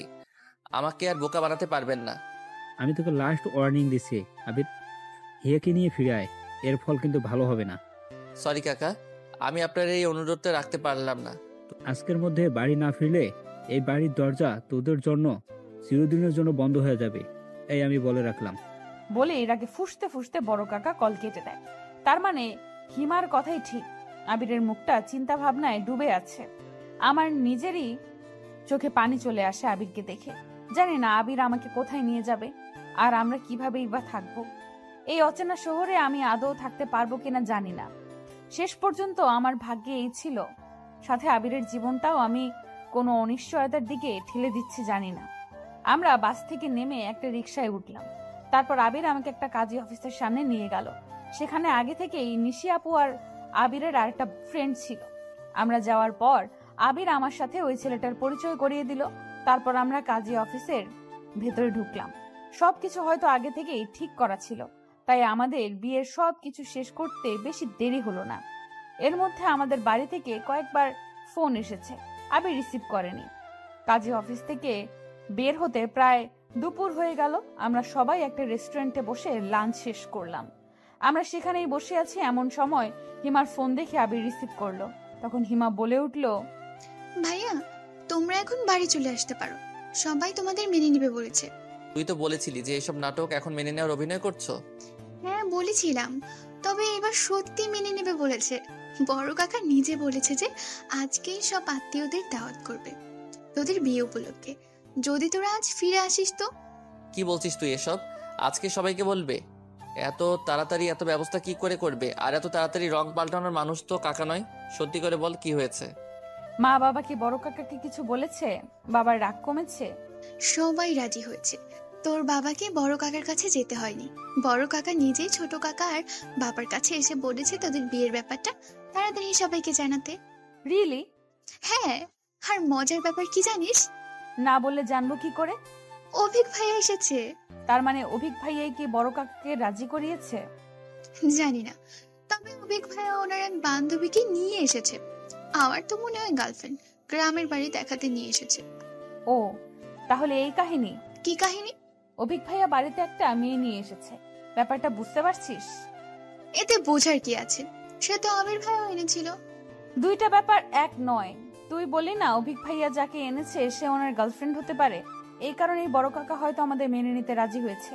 নইলে নিজের পছন্দের মেয়েকে কি মেনে নিতে পারে? মানে তুই কি বলতে চাইছিস শিয়া? বড় কাকা নিজের ছেলের জন্য তোদের মেনে নিচ্ছে? শিওর না, তবে আমার যা মনে হলো তাই বললাম। আরে শোন, আমি মাকে সত্যিটা বলে দিয়েছি। কোন সত্যি? চিঠির ব্যাপারটা। আর কেউ জানে না, আর সবাইকে অভিক ভাইয়া বলে দিয়েছে যে চিঠি লেখাটা তোর থাকলেও ওটা অন্য একটা মেয়ে দিয়েছিল। আমার মনে হয় এজন্যই বড় কাকা কিছুটা শান্ত হয়েছে। সে যাই হোক, চাচি তোকে কিছু বলেছে? বকাঝোকা করলো অনেক, তারপর তোর কথা বলে অনুশোচনা করলো। নিজের মেয়ের দোষের জন্য তোকে কত কথা শোনালো। আমি হিমাকে বিদায় জানিয়ে কলটা কেটে দিলাম। ওখান থেকে বের হওয়ার পর নিশি আপু আবিরকে উদ্দেশ্য করে বলল, এখন তো তোরা লিগ্যালি হাজব্যান্ড ওয়াইফ, আর কেউ তোদের আলাদা করতে পারবে না। তোর বাড়ি থেকে যখন ডাকছে তখন তোদের বাড়ি চলে যাওয়াই উচিত। এখানে হিয়া কোথায় থাকবে? আমিও তো বাসায় থাকি তোর ভাইয়ের সাথে, মেসে থাকলে না হয় আমার কাছে রাখতাম। আর তুই তো হোস্টেলে থাকিস, ওকে যাত্রার কাছে রাখাটা ঠিক হবে না। বাড়ি গেলে যদি আবার ঝামেলা হয়, আমার ভীষণ ভয় লাগছে। আমি হিয়াকে হারাতে চাই না। ধুর পাগল, একবার পারিবারিকভাবে তোদের বিয়ের খবরটা জানাজানি হয়ে গেলে আর কে কাকে বিয়ে দিবে? আজ তো যা, কোনো সমস্যা হলে না হয় আবার দুজন পালিয়ে আসিস। বিয়ের পরেই তো আর সহজে ডিভোর্স দেওয়া যায় না, সময়ের ব্যাপার আছে না।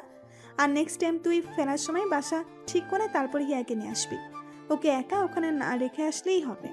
কিন্তু আমার তো পড়াশোনা আছে, হিয়াকে আমার সাথে কি পাঠাবে? আরে পাগল, আমিও তো পড়াশোনা করি। তোর ভাইয়া তো পড়াশোনা অবস্থাতেই বিয়ে করেছিল, এখন না হয় জব করে। কই, আমরা তো একসাথেই থাকি। তুই বুঝাবে সবাইকে। আলাদা থাকতে সমস্যা নেই, কিন্তু যদি হিয়ার আবার বিয়ে দেওয়ার চিন্তা করে? তুই এক কাজ কর, তোর বাবার সাথে কথা বলে তারপর বাড়ি যা, তাহলেই তো হয়। Good idea. আমার বাবা একবার কথা দিলে তা কখনো ফেলবে না।